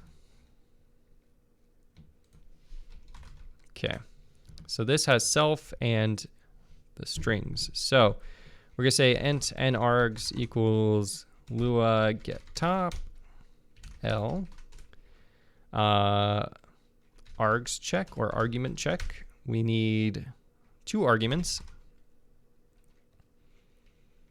And then the function signature looks like set name. And we have n-args. Okay, so we'll check and make sure we have the correct number. Cursed, rejoining stream fixed it. Okay, that's good. What on earth? It happened there. We shall never know. Yes. Twitch broke, I guess, or something like that, right? Okay, anyway, so we've got our arguments for... actually, no, we don't want to do any sort of that type of stuff. So let's... So we have our animation object and we have the string. We want to get the animation's object's name, right? So we can say what? First, we want to get that argument, which is... How do we do that? We get Lua to string. Okay, so I think what I want to do is say like Lua to table. Lua to table. No, Lua. Oh, maybe we can just do that. Get argument. L level. What is level though? That's what I want to know. No idea. Let's see what this says. Okay, get argument.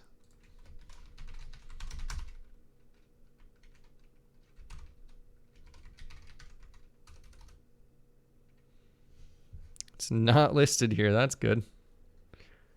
Let's see. Get argument.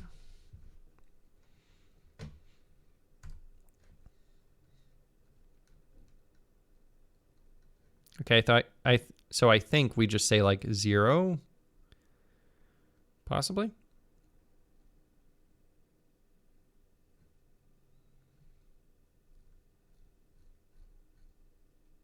Seems to make the most sense.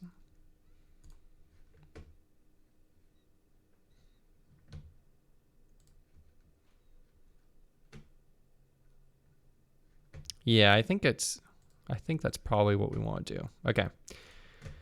We'll try it. We'll see if it works. And then argument is going to be our 0th argument. I think that's probably want to do 1 because they're 1 based index. I have no idea. Okay, never mind. Let's do this the right way. Get top. We have that. We have get table. Okay, yes, there's Lua get table. That's what I wanted to use. Why can't I use that? Oh, I can. Okay. Anyways, we'll do this because this is what I know works. And I think this is just get table -2. or possibly just 1. Yeah, because we go from 1 to the number of arguments. So yeah, this is going to be get table 1. Anim object is at -1 now. And then we'll say Lua get table 2. Or actually, Lua get string. Should this be an assertion check? I don't know. We'll just do an if statement here. If Lua is string, L index is 2. If it's not, G logger error. Anim object dot set name expects second argument to be of type string. Okay, and then we'll just return, I guess. But actually, we would have to say pop L and 1. I think possibly 2. Just double check that too.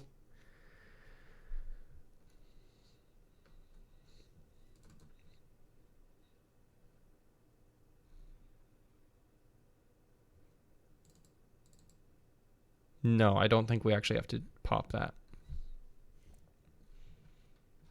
So just pop 1, and I think that should be good.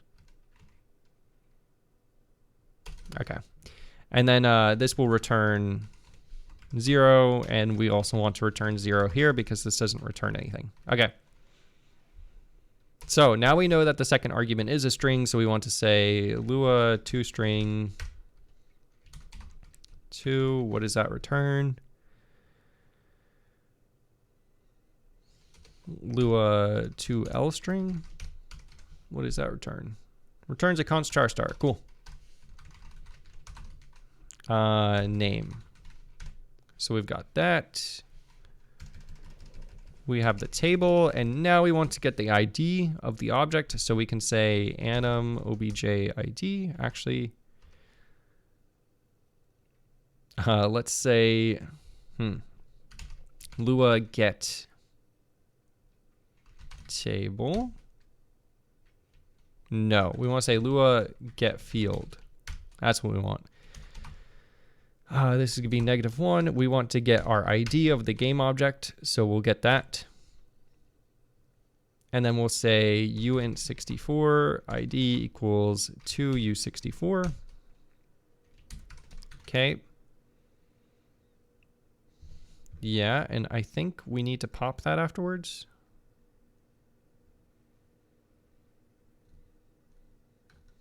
Is that correct? Yes, we do need to pop that afterwards. Okay, so then we'll say Lua pop. So now we have the animation object's ID, and we have the name we want to set it to. So we'll say anim object star obj equals animation manager. Get mutable object. Give it the data, which we'll get in a second, and our ID. And then if the object exists, we'll say obj set name. Can we do that? No, we have name and name length. Okay, so we'll just have to basically, I'm gonna add a set name function, I think, because that's probably nice. Let's go real quickly, timeline CPP. Handle anim object inspector, F3.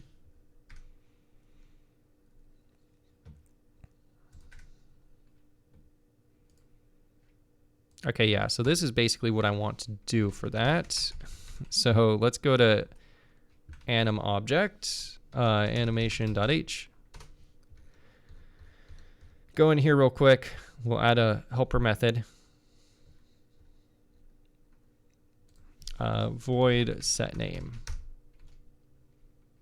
And this will take in just a const char star new name. I guess optionally size t new name length, which equals 0. Okay, animation CPP, gizmo. Okay, do that. if new name length equals 0. That. Okay, and then nope, we want to go timeline. Where was it? We want this stuff. Okay, and then we want to say we've got the length, new name length right there. So we reallocate.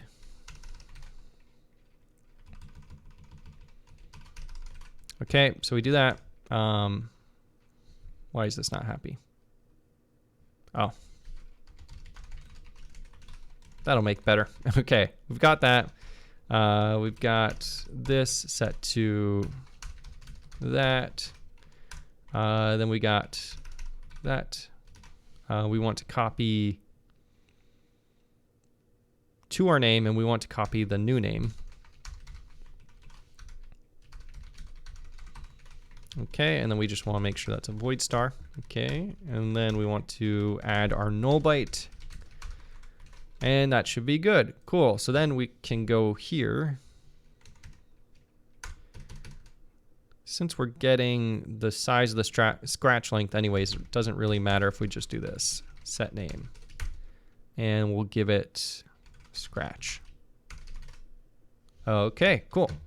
So now we've got that. So now we can go back into here. And we can say if the object exists, we'll just set the name to the name. And that's it. Easy. Just kidding. Not easy at all. Okay. Let's get this too very quickly. We want to get animation manager data. And I should probably create a macro for that as well, since this is going to be a common thing. Okay, so after our argument check, let's just do that real quickly. Hash define get animation manager data. We'll give it L. Okay. Whoops. We want that and that. Okay. I think I should do a do while loop here because of the way macros work. So if we do this, then it makes sure that if the user puts a semicolon after this statement, it doesn't break things. Or actually, it forces the user of this to put a semicolon there. Okay. But yeah, so we get the global. Oh, and it also scopes off these variables, which is nice. Okay. But do we want to do that in this case? I don't think we do. Do we? Wait a second. How do I do this? So basically, I just want this to return this. Maybe we shouldn't do this as a macro. Never mind. I lied. Let's do this instead. Static that get animation manager data Lua state star L. Yeah, this is probably a better idea. Okay, let's just do that. Put this down here. And we'll grab that stuff that we were using, which is this.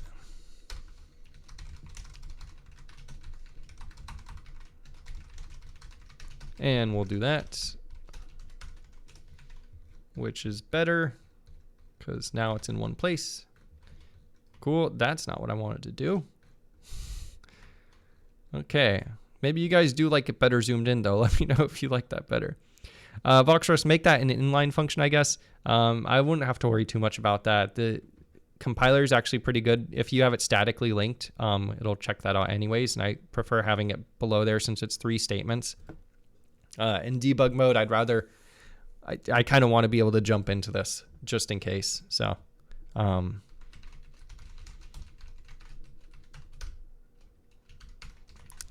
I'm not too worried about this. And these things shouldn't be run all the time anyways. Like the script code should be fairly infrequent. So if it does become a performance bottleneck, then I've got other problems most likely.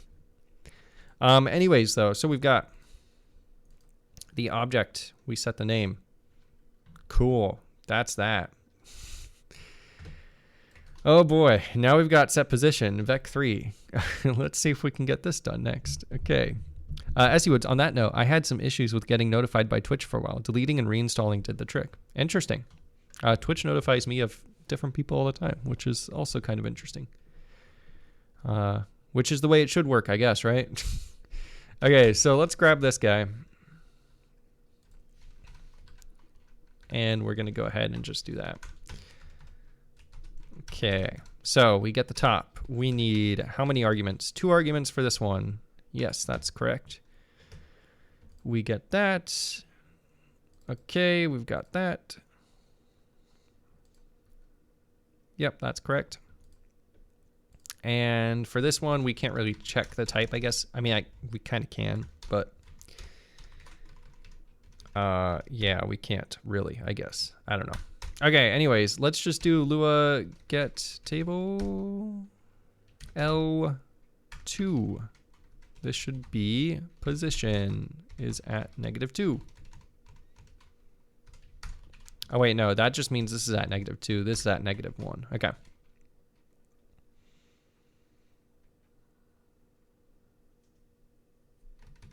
Maybe we should do it like this. So we just need the ID here.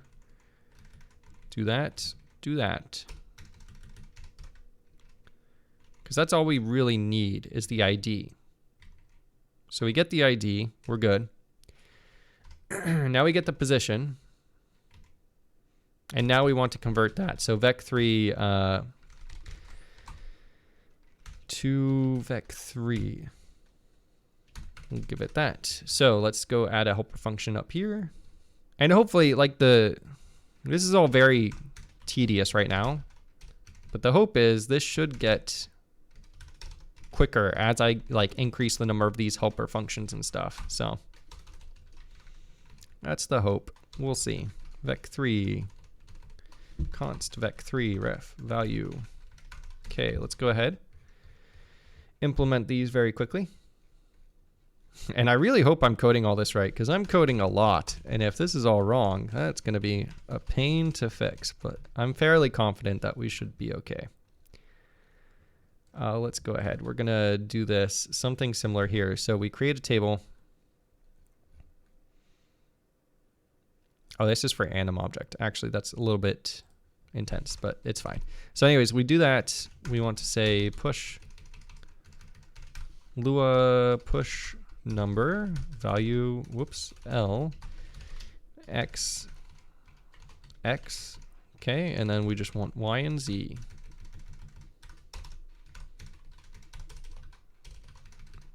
So Y and Z. All right, so now we're left with a table. That's push vec3, right? Yeah, and now to vec3. We want something kind of like that. Oh, and I put these in the wrong place. That's why I was confused. Okay, so let's actually move these functions up above that one and that one. That's better.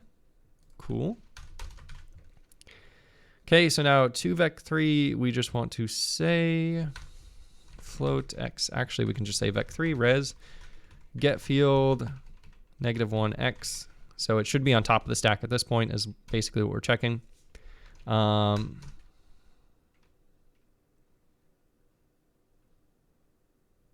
Yeah, and then we should be able to do float. Or actually, I guess we should say res.x equals Lua to number. What does that turn it into? Turns it into a double, so we'll want to cast that to a float. Okay, so we'll do that. And we'll say if not Lua is number L -1. And I think these should actually be console errors because these are like runtime errors now. So we'll say console error. And I should create a macro for, or not a macro, but a function specifically for these things. Because right now what I do is I say, let's see, to get like the current line in the file path. So I should really,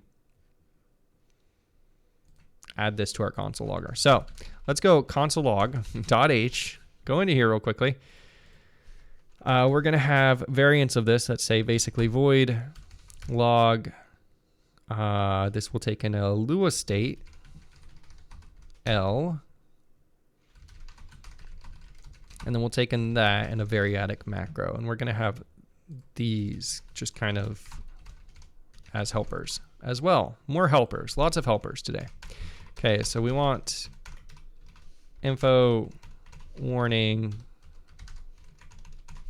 error. And this will go ahead and just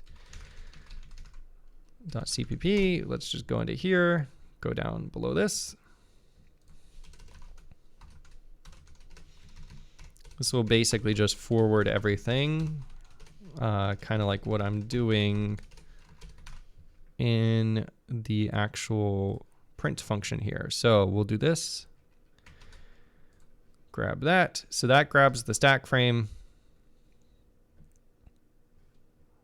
which we can do if we have Lua included here.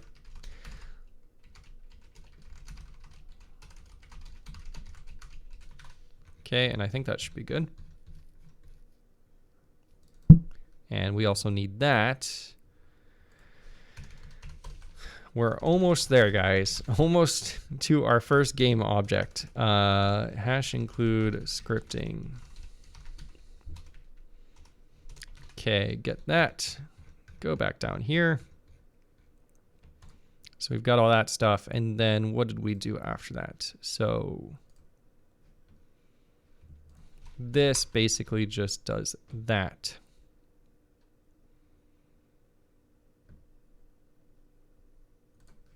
And in this case, I guess what I want to do is console log. We do the file path current line.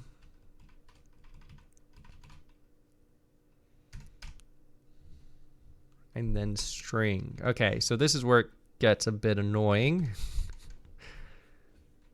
Oh, also, I need to rename these. Console log, where are we? Console log.h. This should be log. Actually, I guess we can just overload them. That's fine. Okay, so basically what I did before to unpack that variadic macro is I just did something like this, where I just print it into our format buffer. And I guess we'll do the same thing here.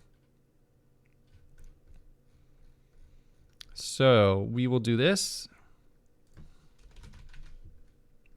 Put this in our format buffer, and then we'll just pass in format buffer here. And this should kind of forward everything to our actual log. It's probably very inefficient, but I don't care at this point. We can optimize later. The first step is getting it working. Second step is make it right. Maybe that should be the first step, actually, is make it right and working. And then you speed it up afterwards. Anyways, though, so that should forward good debug information. And then we can go back into wherever we were, which was here. So we can do that here as well. I'm just going to leave this as it is. We can probably fix that later. But for now, what I want to do down here is actually log an error somewhere, which was up here.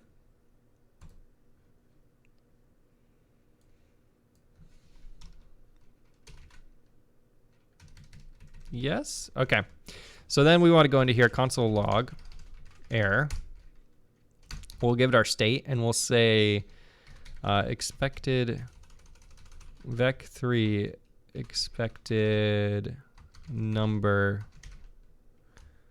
I don't know, vec3.x expected number. Instead got something else. We'll just leave it as that for now. And then we'll return res, which is going to stay as, we're going to initialize this to not a number, which should hopefully crash things sooner rather than later. So if you have a not a number, it's not good. And we probably don't want that to actually do anything. So yeah, which this actually expands to infinity times 0, which is not a number. Let me just check chat. By the way, typo in anim object. When you're calling argument check in both functions you wrote, that's probably what's wrong then. Absolutely. It just took me ages to think of uninstall, reinstall. Where is it?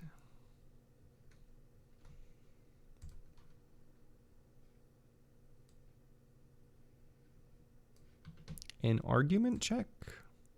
Typo in anim object when you're calling argument check in both functions.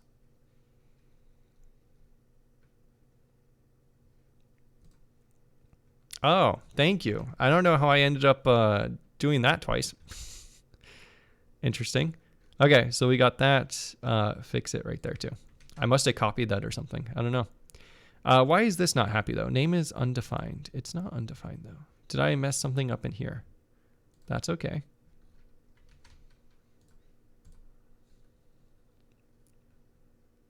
No, name is undefined. Set anim object pose vec3. Oh, yeah, because this isn't right. Okay, we want to say obj. I don't know if we want to do starting position or just position. I think we want to do position start equals position. I think that's what we want. Not quite sure. Okay, let's keep going with this though very quickly. Okay, so then we get Lua get field Y.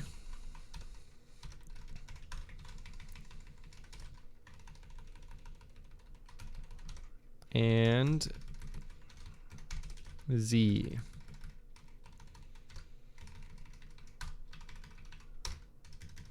Okay.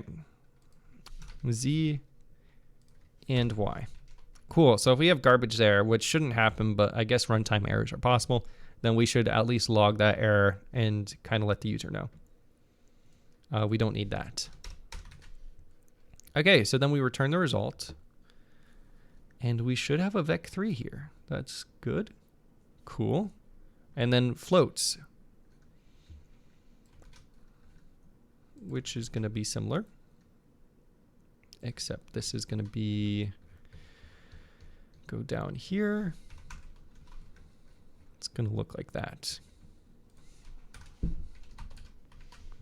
Okay, so number XYZ, number.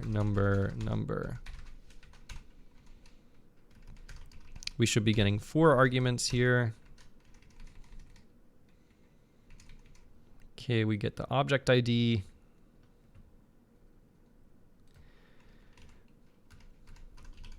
X is at -1, so then we can say float x equals Lua to number. Oh, and I guess we can just do that. If Lua is number 2, if it's not, console log error, expected number as second argument, and this should be set position. Did I do the same thing up here? I did. Okay. In set position self x, y, z. I don't know. We'll just call it that. Should be fine. Got something else instead.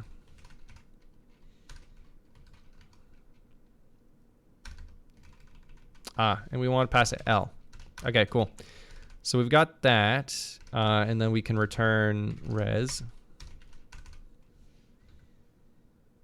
Oh, I guess we can't return res. If this happens, then we can say, we'll do that, and then we'll just say x equals non-number if that happens. Okay.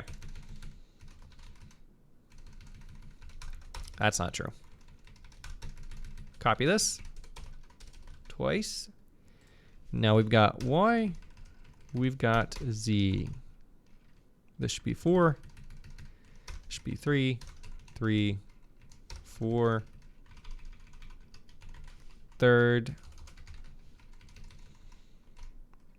fourth. Okay, so x, y, z.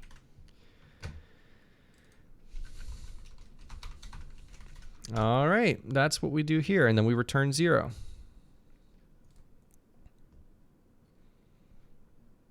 And yeah, I think that should be it. Don't need to pop anything, I don't think.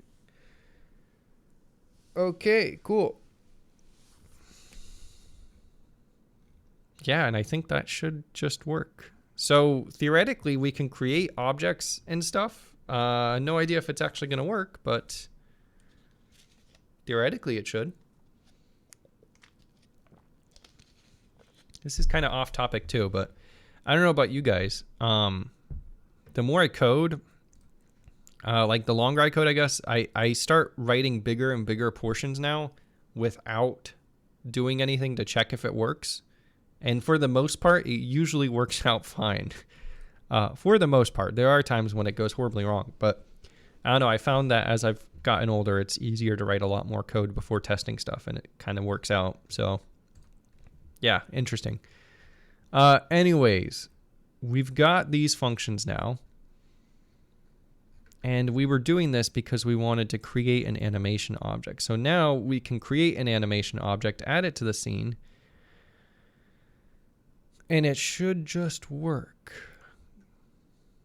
Theoretically, it should just work. I think this is wrong though. Create anim object function. Oh, and this is no longer optional. I think this should be Lua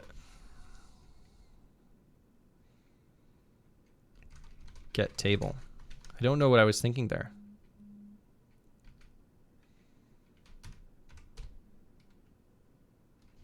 Yeah, I think we should have Lua get table L1. Yeah, now the top of the stack has anim object. Okay. And then what we can do is we can say get the field. And then we do that, we pop, and then we pop one more time. And then we return. Okay, I think that's it. Yeah, let's try this out. Sivanch, I hope I said your name right. I'm sorry if I did. When it works, but when it doesn't, I lose 1 to 2 hours on it. That is true. I started just putting asserts everywhere now. Yes, and that's part of the reason. So I guess that's another thing too. Good point. I have this. I just kind of code by default, putting in errors when my expectations don't match reality. And so I aggressively type in errors everywhere. Speaking of which, this should actually be console error since we added that so that we actually get the correct thing. But yeah, it tends to help.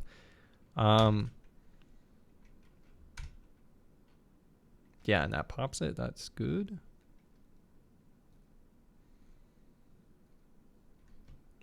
I feel like this should also do a console log error. And we should pass it L. And this should take an L argument check. Since this is a runtime error and we don't really want to stop things because of it.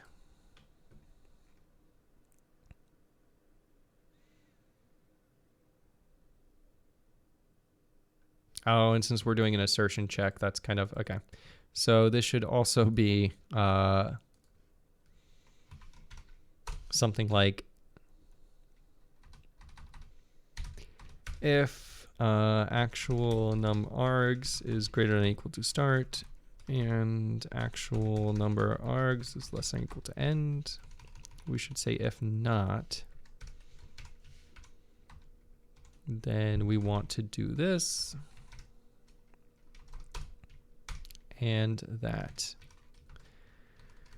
And then this is where we actually do want to do a do while.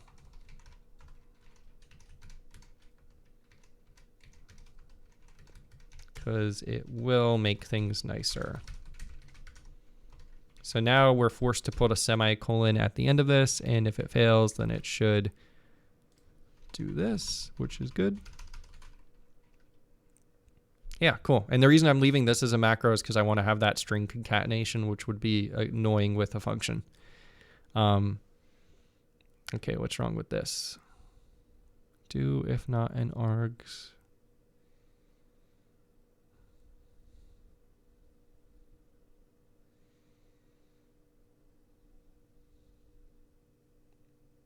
Expected a semicolon. Ah, see? Cool. I missed a semicolon here. That should be good now, though. Okay. Almost.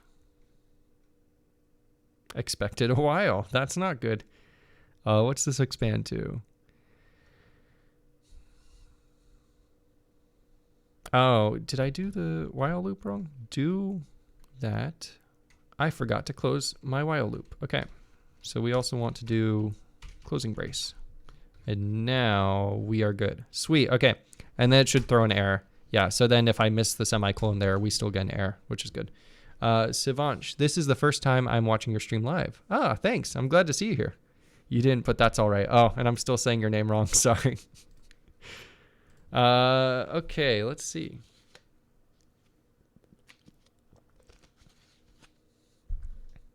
So we've got these now. They're actually going to be broken here because I need to pass an L. But that's kind of good. So, oh, and this is not going to halt execution too. Ooh, okay.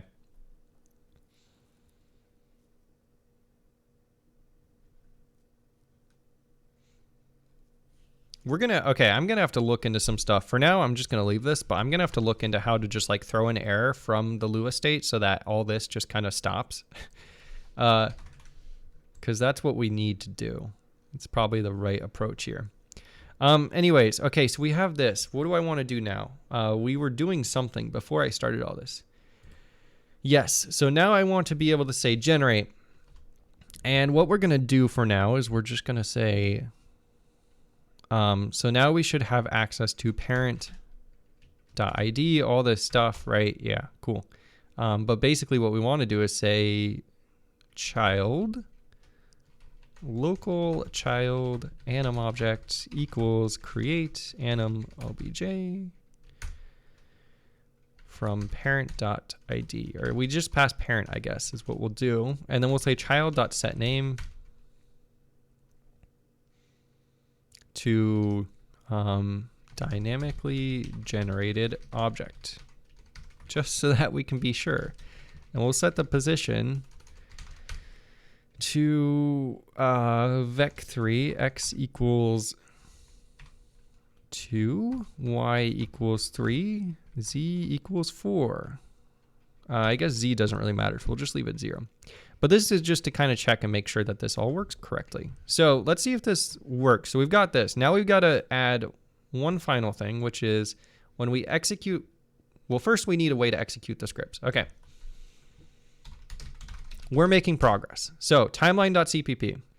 Now what we need to do is we have a switch in here somewhere. Yes, that does anim object type. What we need to do is we need to say case anim object type v1 script object. Okay, and when we have a script object, we'll handle script object inspector. This will do a few things. Basically, first what we'll have to do is we'll have to check and see if this script object has some sort of like inspector or on inspector, right? And this will give it parent anim object, just in case you want that for whatever reason, maybe. Well, yeah, you'll probably have to pass that through and stuff. Oh, and this is also going to have to do child. So I don't like that, but we did change the API to do this. Right now, this doesn't matter, but to do implement this.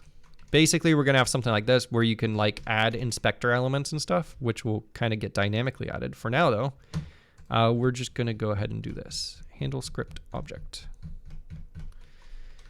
Handle anim object inspector. Cool. So we've got this stuff.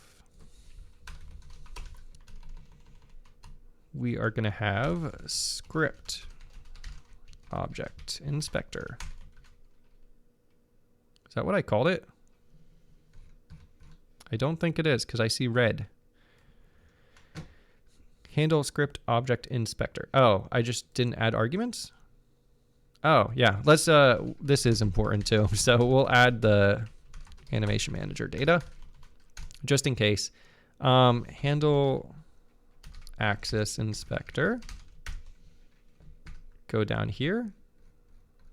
And then what I'm going to do for now is we're just going to have an if IamGUI button generate, which will basically just go ahead and call those generation functions.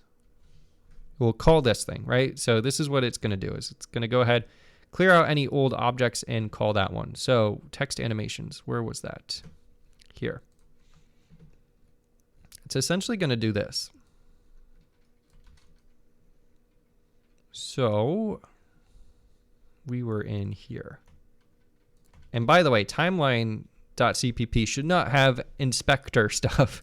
That's the worst place for this, but yeah, it is what it is. Okay.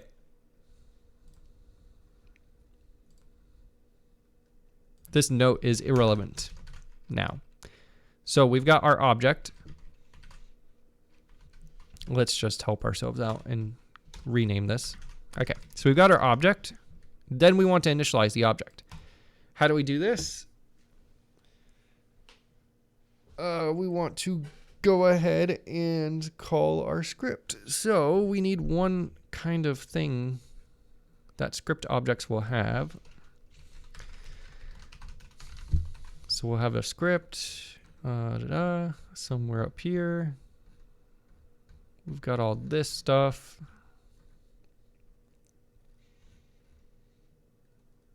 Okay, so we have camera object. We'll put it here. Struct script. We'll call it a script object. Yeah, that's what I did. Cool. We do need some default stuff like this. And then what we're going to do is say const char star script file path size t script file path length serialize free. We need a deserialize as well. Script object. Okay, we got that. That's all good. Let's go below camera serialize now.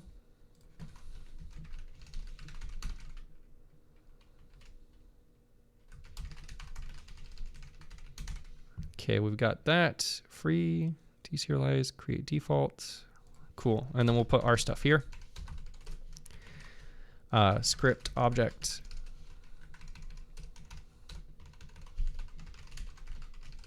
Okay, we got that, and that.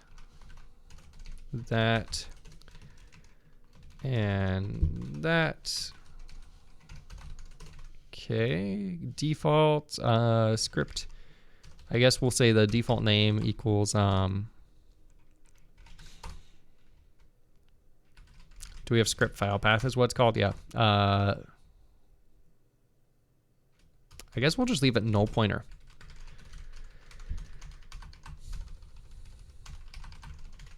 And then we'll say that. Why is this not happy? Oh, we need to say script object res turn res. Okay, so initially we're going to set it up to that. Possibly I'll say this.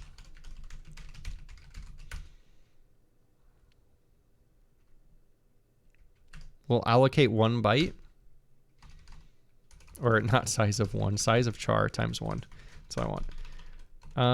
Const char star. So we'll allocate 1 byte, but we'll say it's of length 0. That way we can just free it and stuff automatically. So then when we free it, we'll say if script file path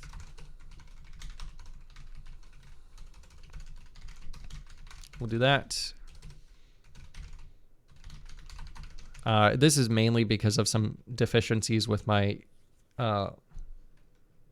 memory manager. It can't handle certain things, which is kind of annoying. Got that. This should be null pointer. And we'll do that. Okay, so we've got all that stuff. Deserialize. We'll do that in a second. Script file path length, which is a U32. This is a U8 of script file path length size. So we'll say memory.write uint 32 script file path length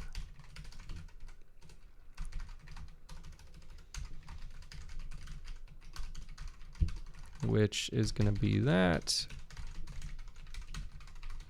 All right, we'll write that, and then write dangerous. Data is going to be script file path and size of uint8 times script file path length. Okay. Why is this not happy? Oh. That should be good. So we write that out. Deserialize. Gotta do the reverse script object res turn res.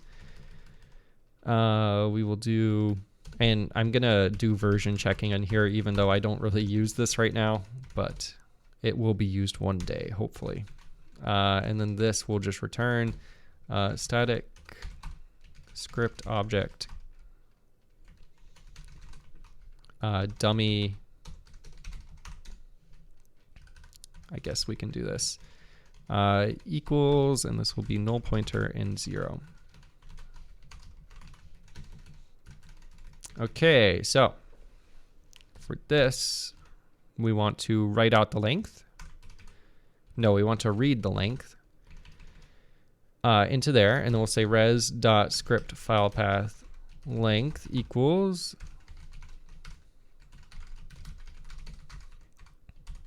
that. And we want to read dangerous into res.that and that. So we'll do that. And we just want to say script file path.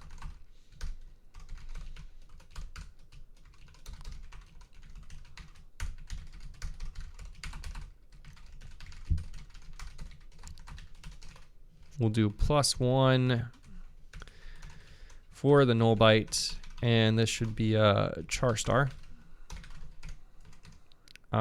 This should not be const. Okay. And then we can say script file path. Okay, cool. So we basically just read that string in. Why is this not happy? Modifiable value. Should be modifiable. Oh, I think it's because this is a const char star. We'll do that. Should be fine. And then return res. Okay, cool. I should actually just, instead of doing that, we should just go into here. This is actually like this. That's better. Cool. Which indicates that it can't be modified, which is kind of the point. So we've got that. Now we can serialize and deserialize these, and that should be good.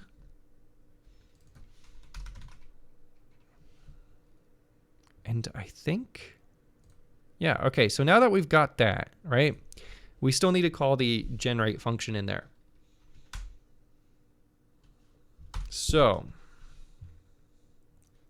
what I'm going to do is go up here, include our scripting. Okay, go back down here.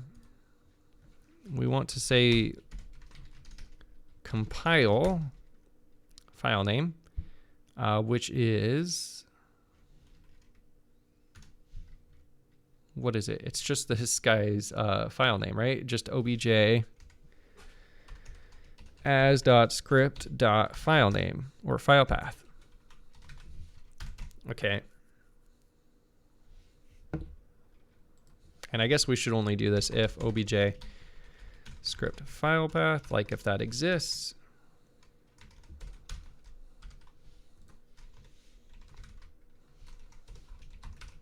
So if that and platform file exists. So if the file exists, we'll do this. Let's go ahead and add an include.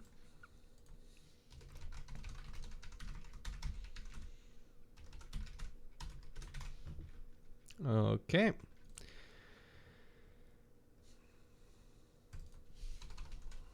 File exists. It should exist. Or, I mean, we should have that function. I think this is wrong.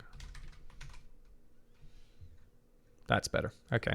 I have two platform things, which I need to get rid of. Wait, no. No, that still didn't work. Okay.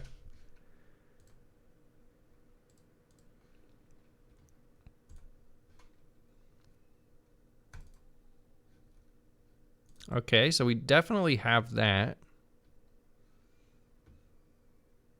And this is where? This is in platform. Yeah, weird. I think this is just slow. So that should be fine.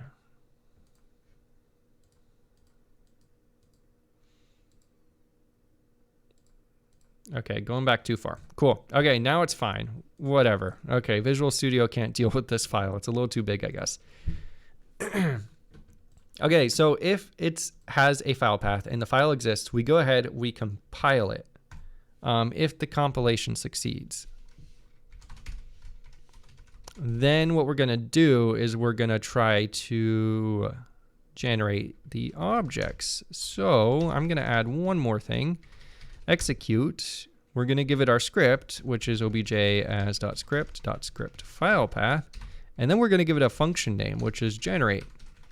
Which should basically just look in here for a generate function. And I don't have this functionality, so we're going to add it. So let's go to luau layer.h. And we're going to have bool execute script name function name. Okay, so we've got that. Let's go down to where we have our first execute, which is right here. We're going to copy it and modify it slightly. So basically we check to see if we've cached the bytecode. So this is the script name, which I guess we have file name here. File name. So we check and see if we have it. If we do not have it, then we say it was never compiled. Otherwise, we get the bytecode. We load the bytecode into our VM. Then we want to say pcall. I wonder if we can do like Lua call. Yeah, maybe. Can we like, let's see, Lua call. Calls a function in protected mode. Okay, so that's the only difference. Both nargs and results have the same meaning as in Lua call. If there are no errors, does that? If error function is 0. Okay, well, what is Lua call then? Let's see if we can find that. Can we just click to it? We can. Cool. Calls a function. To call a function, you must use the following protocol. First, the function is on the stack. Then the arguments to the function are pushed in direct order. Finally, you use Lua call.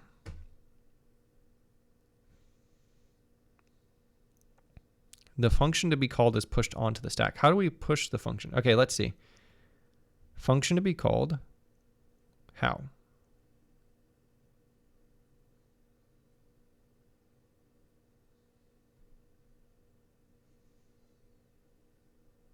Okay, so I think what we essentially do then is we say like Lua get field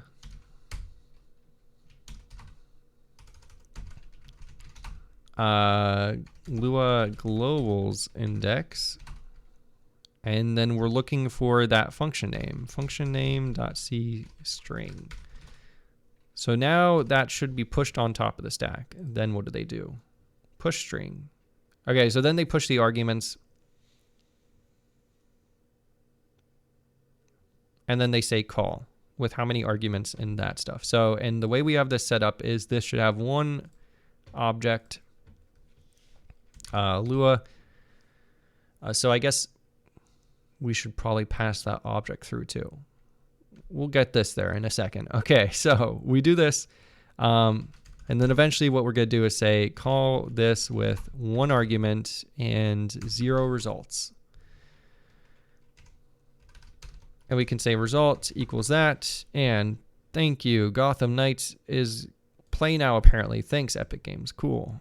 So this returns that. Okay, I guess it doesn't really matter. Well, actually, we should do p call. So we should do protected call.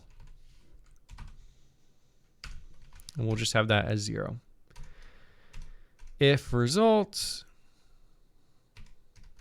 So if this didn't work, which we can check with this.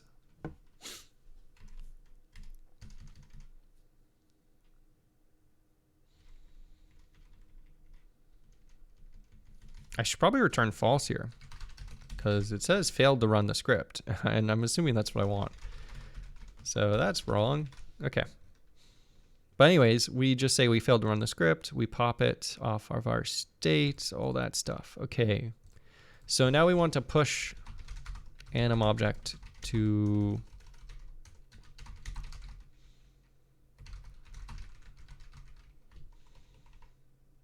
top of the stack. So basically, like, we need a way to call it with arguments. So what I'm going to call is this execute on anim object, because it just, I don't know, it's the easiest thing. And we'll do anim obj id, obj, which equals null anim object. Actually, we shouldn't do that because we want the object to exist. Okay, so we're going to say anim object star obj equals, I guess we can make this const too. Get object, and we're going to give it anim obj id.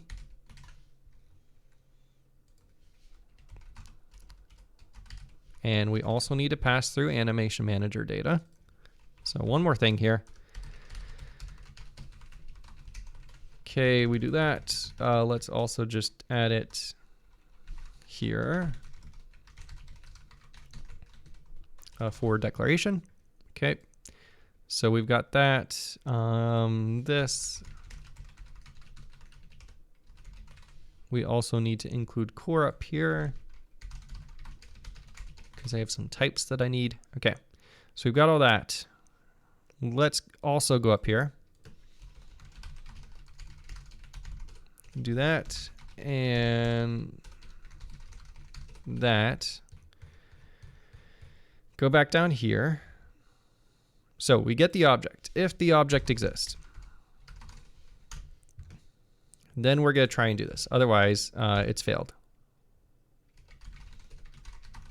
Okay, so we'll return false and say that. I guess what we can do is we can just fail early. So we'll just do, instead of that, we can do this. If not object,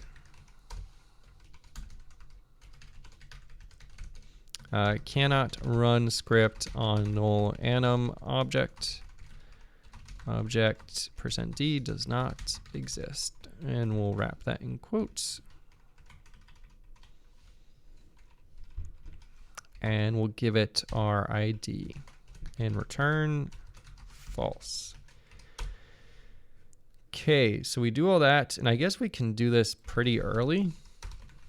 It's probably better than going through all this stuff. So we'll do this. This is also cached, so should be quick. Okay, anyways, now we have an object. We want to push that object to the top of the stack. So global, we want our global API. Okay, where is it? Global API.cpp. We have this stuff. Okay, we have that. Push anim object. Ah, cool. We already have push anim object. Oh, sweet. Okay, this makes it easier. Yeah, so I basically just want to use that. So we're going to do this. We're going to put this down inside of our script API. And I guess we still need to do that too, because we don't actually, no, we don't need this. Cool, get rid of that. Okay, so we've got this push anim object, and this is going to be global API.c.h. This is the home stretch. We are almost there. So we've got that. Go back into here. Got that right there now. Let's remove the forward declaration up here because it no longer exists. Okay, and then we'll go back down to here.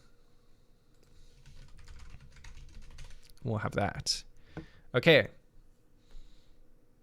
So now we've got that. Go back into here. We can say script API. Push the object. Give it our state. And our object. And also we need to do for declare that. So we can just say struct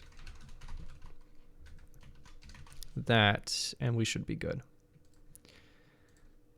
Okay, and I think that should work. So we push the object to the top of the stack, and then we call, and it should call whatever function, in this case generate, with that animation object. Let's go back to our timeline. So now we just need to say execute on anim obj. We'll give it our animation manager data and our object, which is obj ID. All right, that should be it. Let's see what happens. If this works, I will be very surprised because we haven't compiled in like probably an hour. So I don't expect it to because there's some other things I have to fix too, but we'll see. What I should say is if like after it compiles, it works, then I'll be very surprised. Fully expecting it not to completely work, but we'll find out in just a second.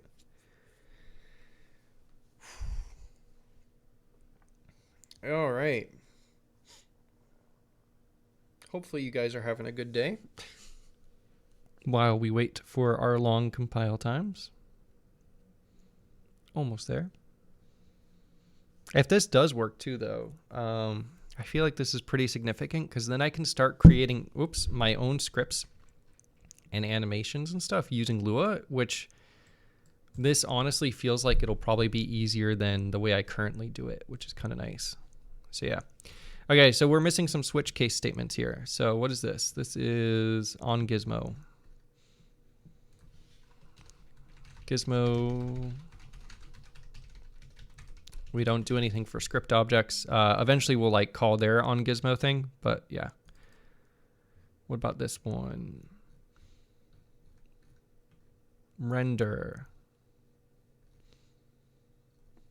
Once again, we're not going to do anything special here. Maybe one day, but not now. Okay, what about here? Free. Okay, this one we do actually need to handle. Okay, this as.script.free.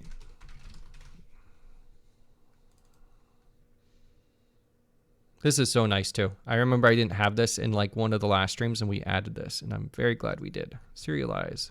Because now I get compile errors instead of having to remember where to add all this random stuff. So very good. Script object. As.script.serialize.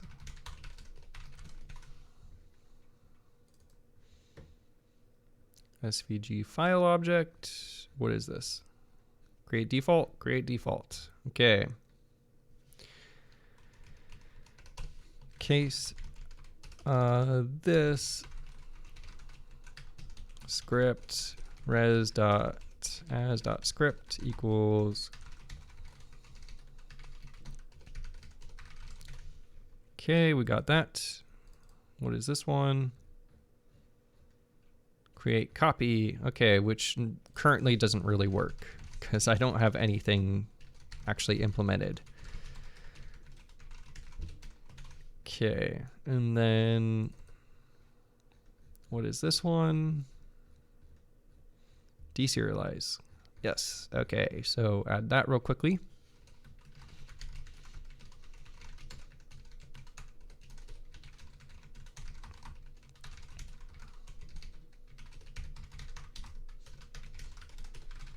Okay. And then file exists is not. What? Why are you doing this again? This does exist. If we go to platform.h,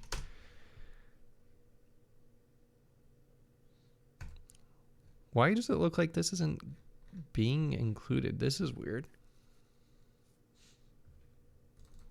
Is this defined somewhere?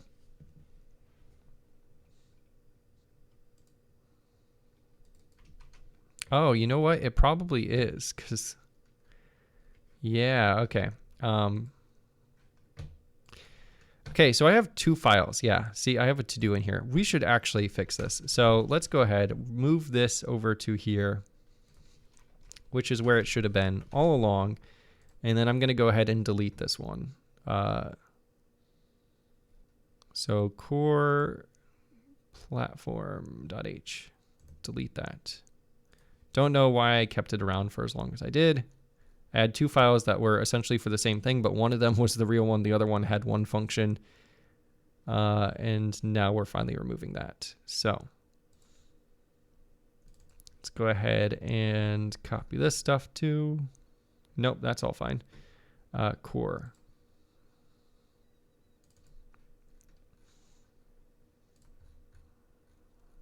Okay, we'll copy this over to here.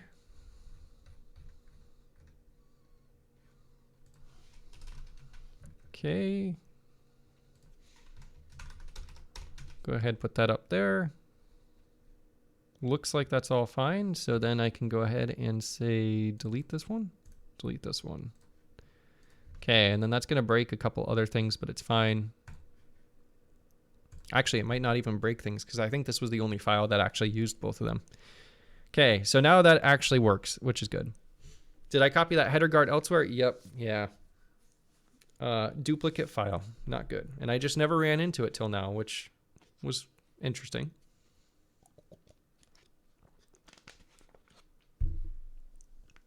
Okay, almost there. After this, is it going to work? Who knows? Actually, I know it's not going to work because we have one last thing we can do before we can even attempt this. So once it does get running, we're still not quite there yet. Let's change that to platform, which we already had in there. Interesting. Okay. Does not take one argument. We also need to do, ooh, this is interesting too. So now instead of doing this, we need to say that and pass that through. Changes that I forgot about. Okay. This must return a value. Of course it must. That helps. Okay, now we're going to get another error, probably an application where we're not using that one thing correctly. Actually, if I just scroll down. Yeah, so right here.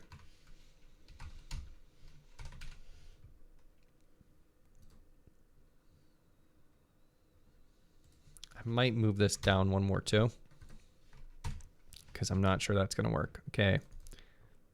Yes, and I was complaining about this. Okay. I think that should be it. Almost. What's this saying? This horrible error. Reference and function, timeline handle script object inspector. Execute on anim object. Okay, so I'm missing, let's see. I never renamed this or something. Execute on anim object.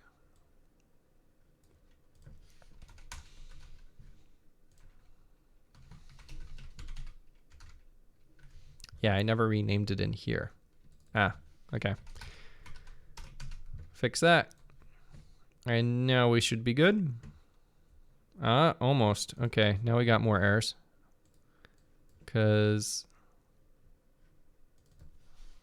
that needs to be called that.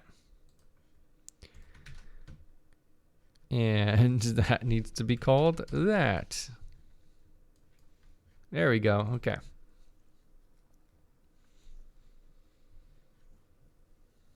Okay, so now it's running.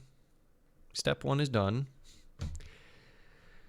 Now we can add a script object, but you'll notice we have generate and everything. If we hit generate, it's not going to do anything. We see nothing here. But one thing we need to be able to do, we can't actually put any of our scripts onto our script object. So that would be helpful. Let's also add it to this, just so that we have it. And let's call this our script. Okay. So let's go ahead and inside of our timeline. Yep, let's go down there. We basically want to be able to drag a file onto here. So I need some way to have file drag and drop. Let's go extended.h because I already have some techniques for this stuff. Okay, so we have something called, yes, drag drop target and drag drop input box. I basically want the same thing here, except we're going to have a file payload. And this is going to take in what? Drag drop input box.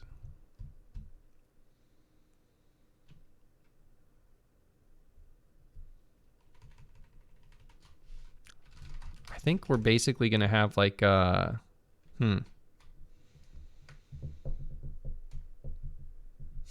trying to think of what the best way to do this is.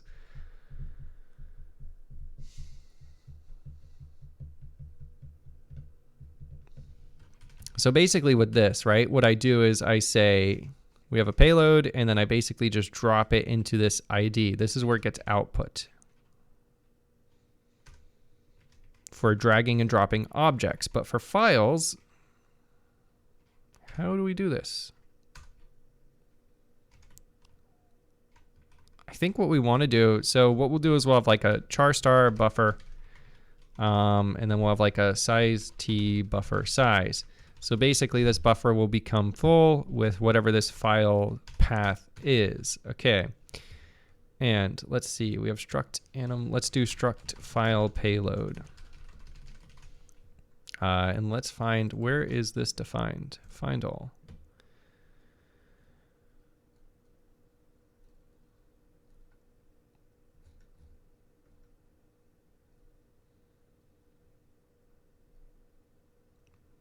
Somewhere, I'm assuming here. Okay. So in timeline.h, I guess we'll put it in here too. Doesn't really matter too much. Okay, so this will be our file payload. And this will literally just take in what?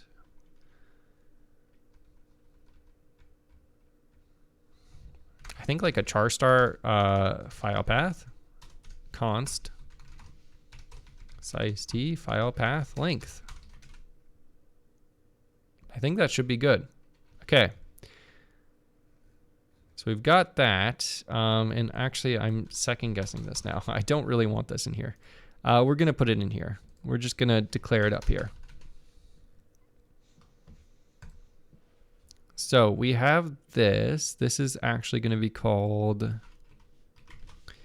file drag drop target. And then file drag drop input box. Okay.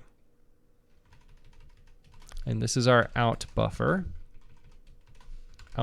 size. Okay, so let's go ahead. Now we've got kind of an API. Let's go into here. Cool, and we're right where we want to be. So we've got that and we've got that. Let's go ahead and add this and this.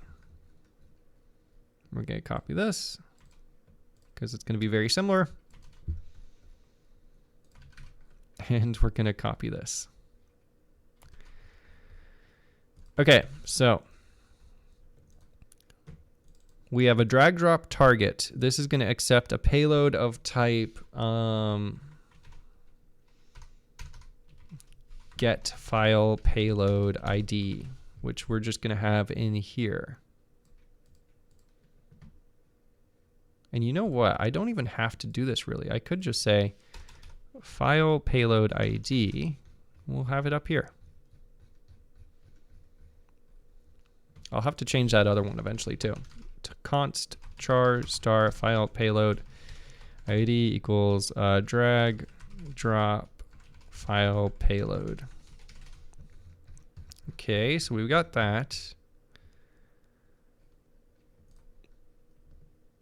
Size of file payload. File payload.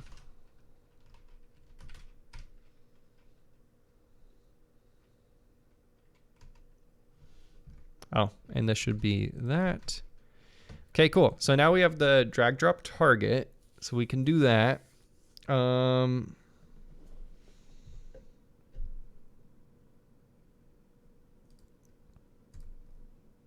And then we need the input box, which is where it actually shows up. So for this, we have a buffer. Okay, so basically, what do we do here?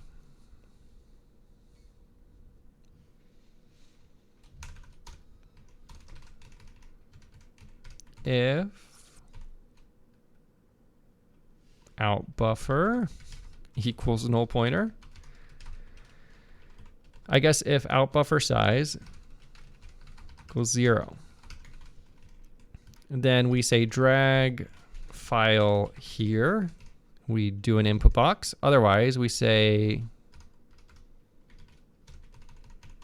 out buffer size. Yeah, so otherwise we do like some text. And then we try and accept the payload. So we got this. Let's see. Okay, so we have object ref. We don't need this. We don't need this. Okay, we basically just need to see if out buffer size is greater than or equal to payload. Oh, and this is wrong too. Anim. This is file drag drop target.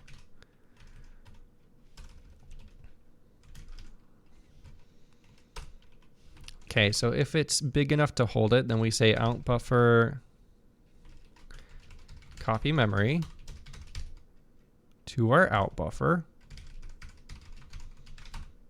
from our source, which is object payload file path. And then we want to copy size of char times payload buffer size, or that file path length. And we actually want to make sure that this is +1. So we can put a null byte. And then out buffer obj payload length equals that. Okay, and then we return true. If we don't have a big enough buffer, we can just say error object payload, or I guess file drag drop target got file path that was too long to fit into buffer of length %d with quotes. It was too long to fit into buffer of length %d. This is our file path length. Cast to 32. And this is our buffer size. Cast to U32. Okay. Why is this not happy? Buffer size is undefined. What do we call it? Out buffer size. Okay. So we got that. Cool. So then we return true. We return false otherwise. I guess we should probably return false here too, since nothing really changed. Okay, so now how do we use this? Let me look and see how I use the object drag drop, because we're gonna do something similar.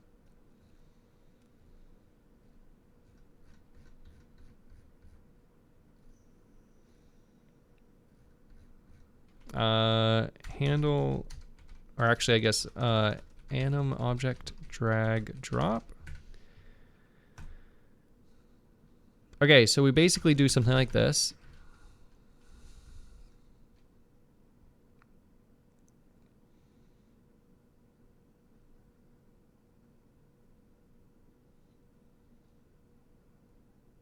Yeah, I think we basically just do something like this. So let's try this. Okay.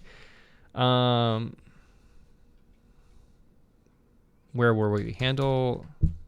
I'm getting tired, in case you guys can tell. So that's why my commentary is getting lighter and lighter as time goes on. So in here, we want to add, so we have our button to generate, but we also want drag file here.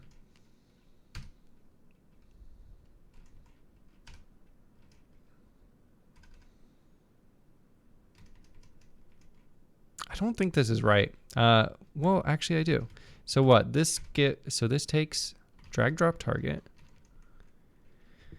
If it exists, we add it to that. I don't know if that's right though.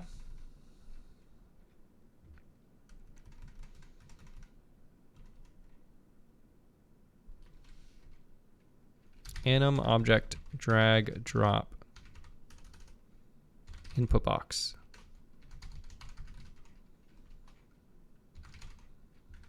What do we call it? Drag drop input box. Yeah. Okay, here we go. This is how it should work. Yeah, so that's what I was looking for.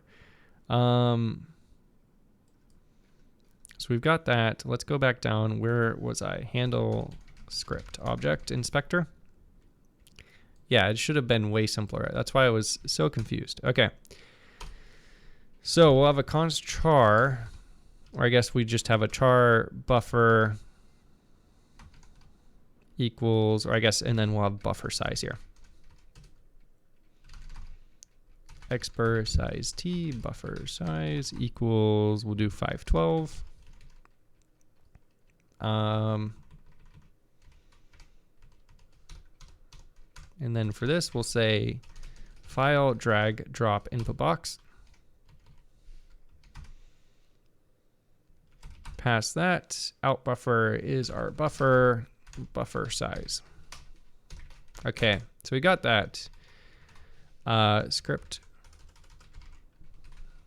file.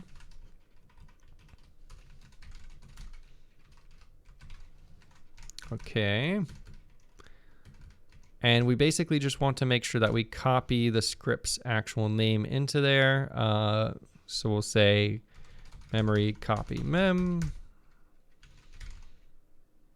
Destination is buffer. Source is script dot file path. And then size of char times script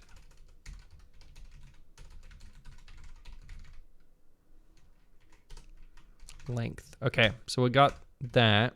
And we basically just want to say if buffer size is greater than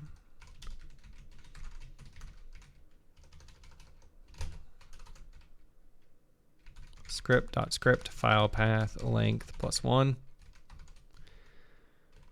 greater than or equal to, then we're going to copy the memory. Otherwise we won't, because it doesn't fit. And that should be fine. And then we'll just say buffer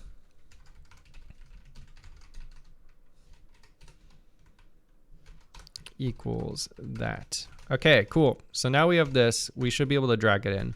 We'll see the drag and drop box, but we won't actually be able to drag files in quite yet because I still need to make them drag and droppable, which should be pretty easy actually. So we'll do that in just a second.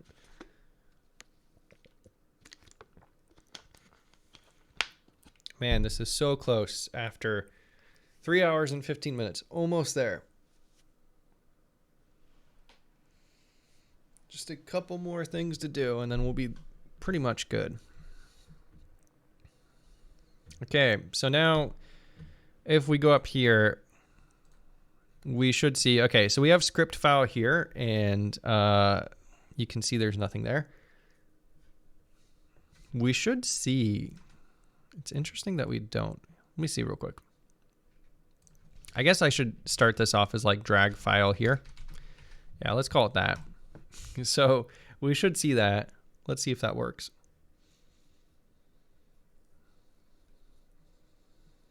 So now if we go here, no, it still doesn't say drag file here. That's interesting.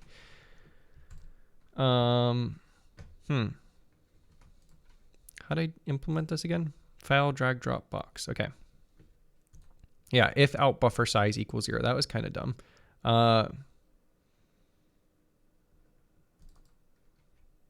Doesn't really matter anyways, though. We should still see this. So interesting that we don't.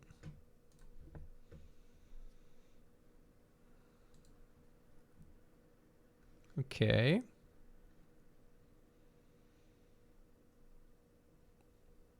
Oh, we should do this. And obj as .script file path length is greater than 0. So we only want to copy the file path over there if it's greater than 0. Okay, let's try that.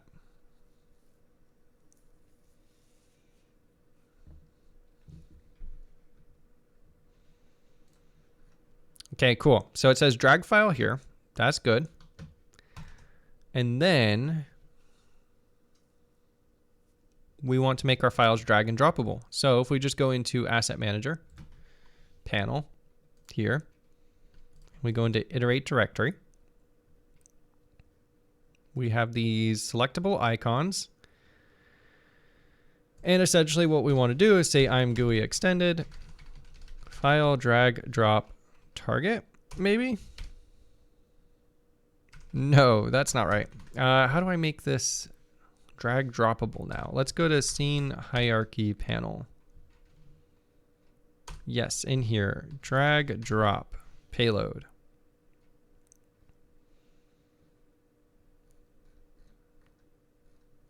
Where do I actually, let's see, drag drop source. Okay, so we want to make it a source.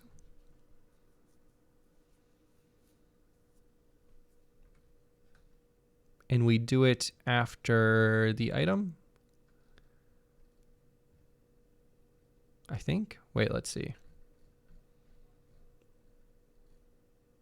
So we do the tree and then we do all this stuff. Yes, okay. So I want to do something like this. Let's just copy all that stuff and we're gonna go back into here. So after we do this, we want to make it drag and droppable. We do drag and drop right after the element we want to affect, and this will be a source. Okay, so we have a source. This is going to be file payload. Payload dot file path is going to equal, what was our last selected file? String buffer?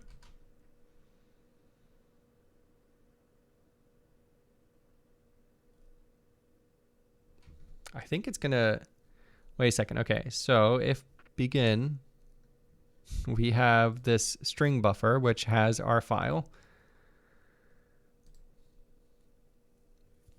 And I think this should only trigger once. Let me just double check on that. Okay, so I just want to make sure I'm not going to allocate a bunch of memory here on accident. So if we do info begin, we should see that pop up once we start dragging one of the files. It's not actually going to do anything.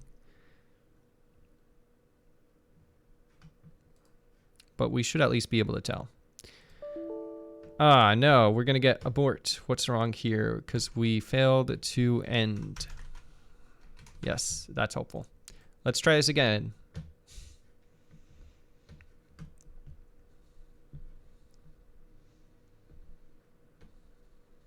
Okay, we got that. Everything's gonna be messed up for a second. Nope, still broken.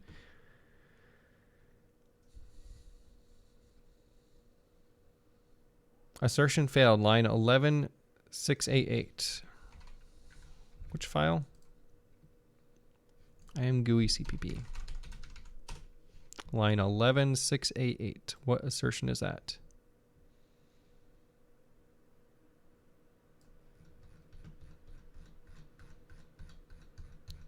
Almost there. 688. Source allow null ID. Okay, so it's because we didn't actually set the source here. We're gonna do this. This is gonna be I'm GUI extended. Get. What is this? File drag drop ID. Let's call it that. Let's just add that very quickly. This will go right below this. And return file drag drop target. Where is it? What do we call it?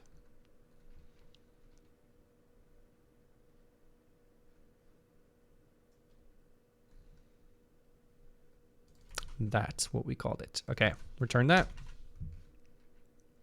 And then we were in here? No. We were in asset manager right here. Okay, so we say payload, file payload, and I need to spell that right. And for now, we're just gonna say that file path equals null pointer. That equals 0. And I don't think I need to do that. Maybe I do though. I don't know. Let's see what happens here.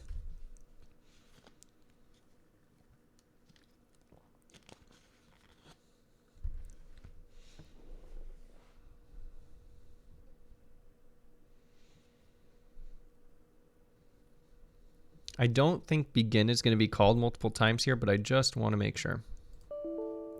No, it's still broken. Why is this still broken? What's wrong with you?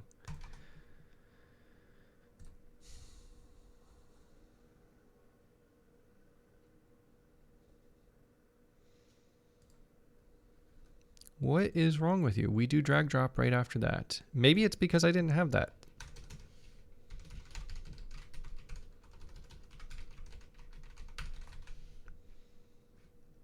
Okay, try that. See if this works.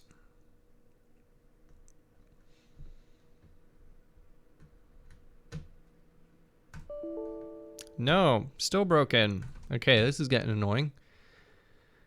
Let's see, where were we? We were in the scene hierarchy panel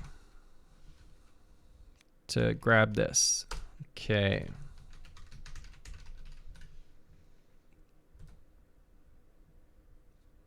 Literally doing the exact same thing and it's breaking for some reason. It's very annoying. Okay, so we have that.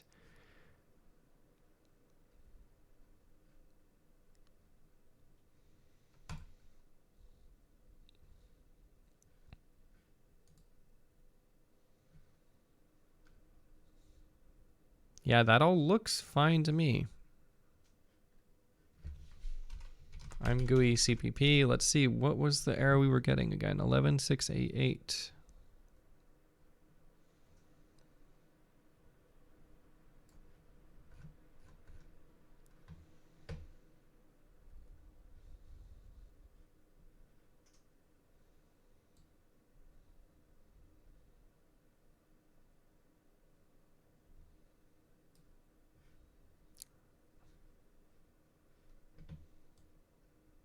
Interesting. Okay, wait a second. So let's go back into here.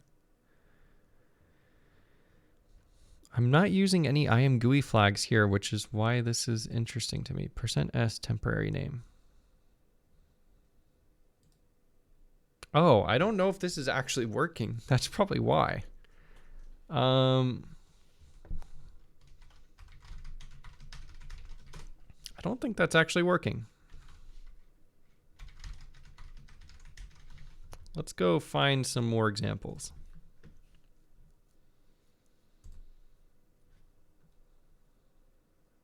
Okay, so this is an icon button, which I'm guessing, let's just do the same thing here. Icon button.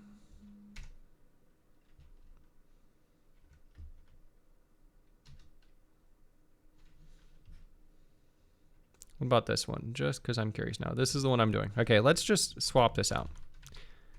Okay, icon button, and this is going to be icon scroll. And then the name is going to be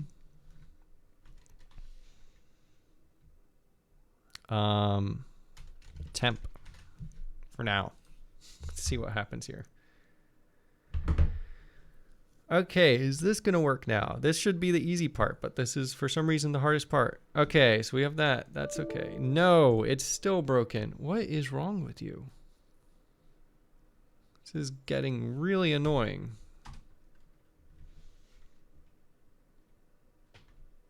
Okay, let's find that again. Drag, drop, source. Begin.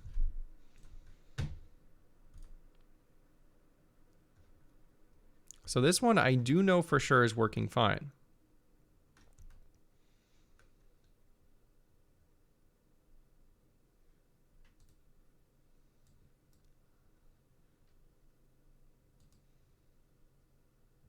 So we push the ID and then we pop the ID. I wonder if that has anything to do with it, but I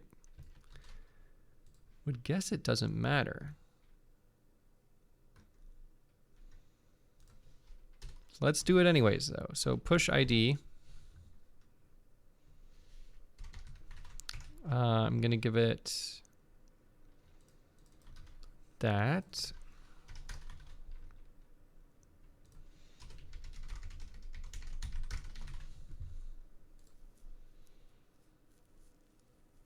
And hopefully this will finally work. This is just ridiculous. Okay. What is wrong with you?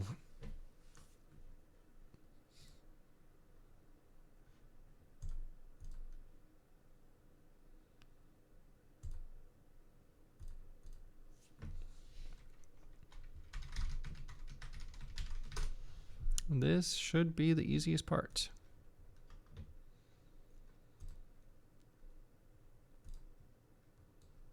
So we do this, and then we do this.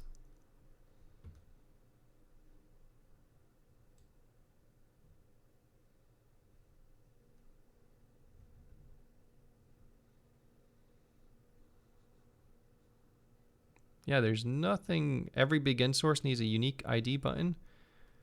It does have a unique ID button though. That's what this is doing. So that's why it's weird. I do have there I'm GUI conned once.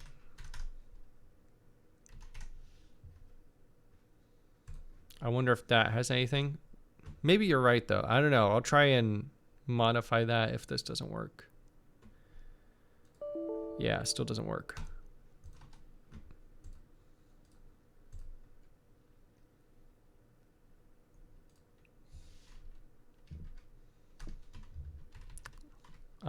Let's do that.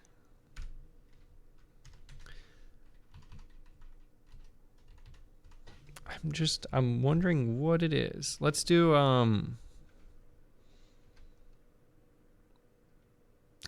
don't even know. Okay, let's go. I'm GUI demo CPP. Drag, drop, source. How do they do it?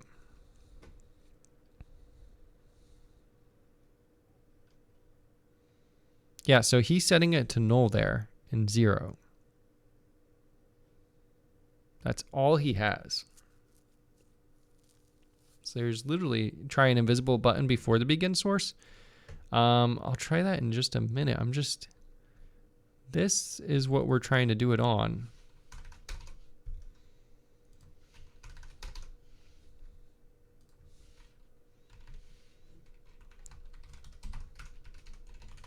And the fact that he does that makes me wonder, like, what's going on? Oh, and of course I closed it out. Demo.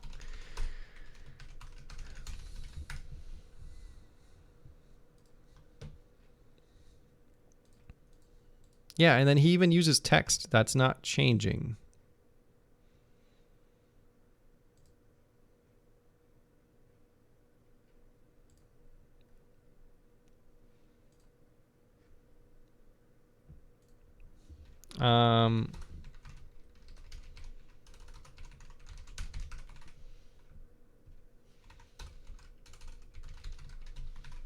Okay, try that.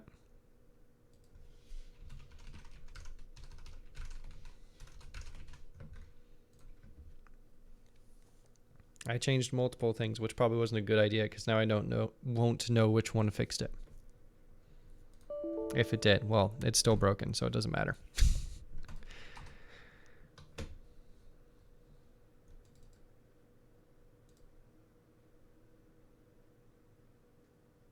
Yeah, it makes no sense. Oh, this is try an invisible button before the begin source. Let's try it out. Invisible button. See if this works.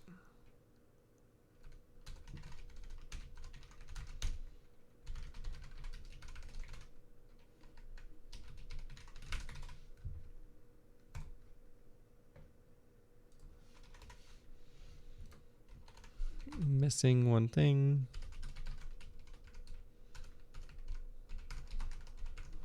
Okay, try that.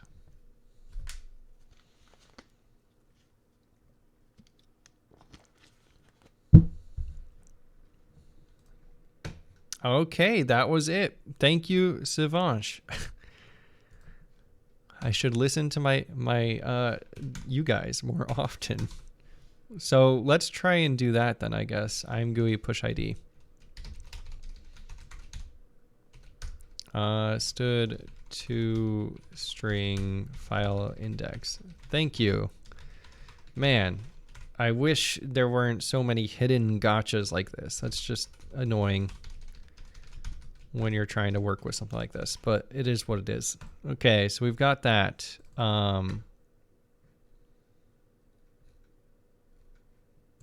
See if that works.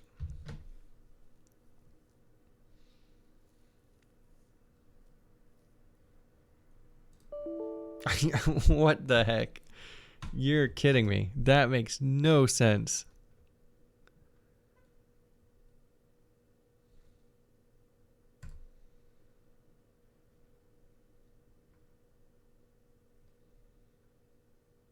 That makes no sense. Okay, whatever. Okay, so the problem I think is that begin source requires a button, node, text, anything really to bind. I don't know the exact term. Yeah, I think you're right. You can do this with push ID also, I think. That's what I would have thought too, and that's why I'm so confused that push ID just failed there. But this works. I think we're just going to go with this.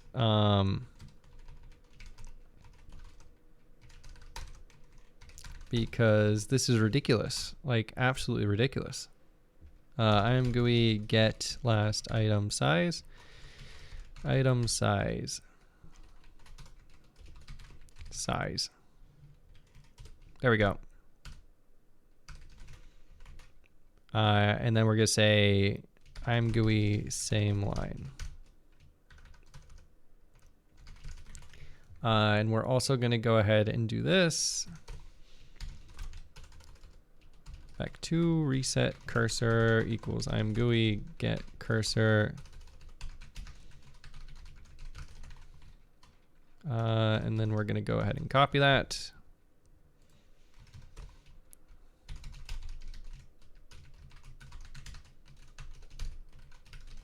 Okay. Let's see if this works. I guess that's why they have invisible button. Yeah, the invisible button is useful for other things too. Okay, now it's working. Well then. That's just so annoying though. I don't even know, but it's not actually working, is it? Because when I click it and drag, we're not getting any logs. Oh man, this is just aggravating. I don't know why this API sucks so much, honestly. So this is a selectable.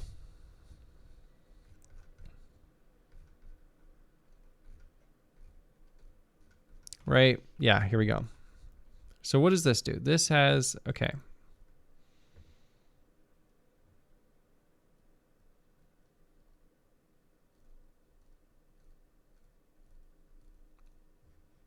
Yeah, so this is a few things.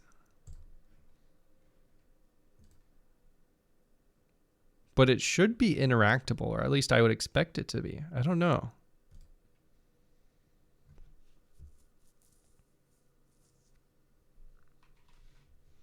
Let's try one last thing. Okay, let's try this. So I'm going to grab this. We're going to do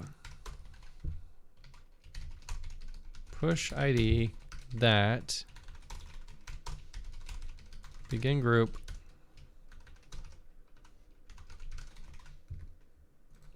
end group. Who knows? Maybe this is, it probably is my own bad API call decisions and not having this as an entire group, but I'm honestly not sure. Let's see what happens. No, that just automatically fails. Oh, because we have I'm GUI pop ID. Let's try this again.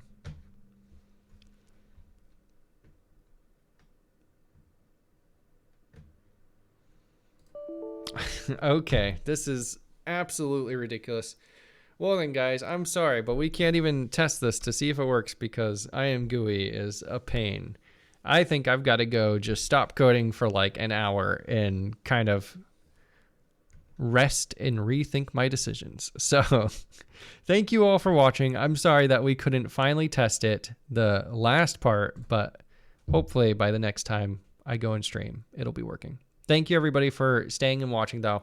Hopefully you learned something. Hopefully it's all working properly and I won't have to change too much afterwards, but I'll see you guys next time.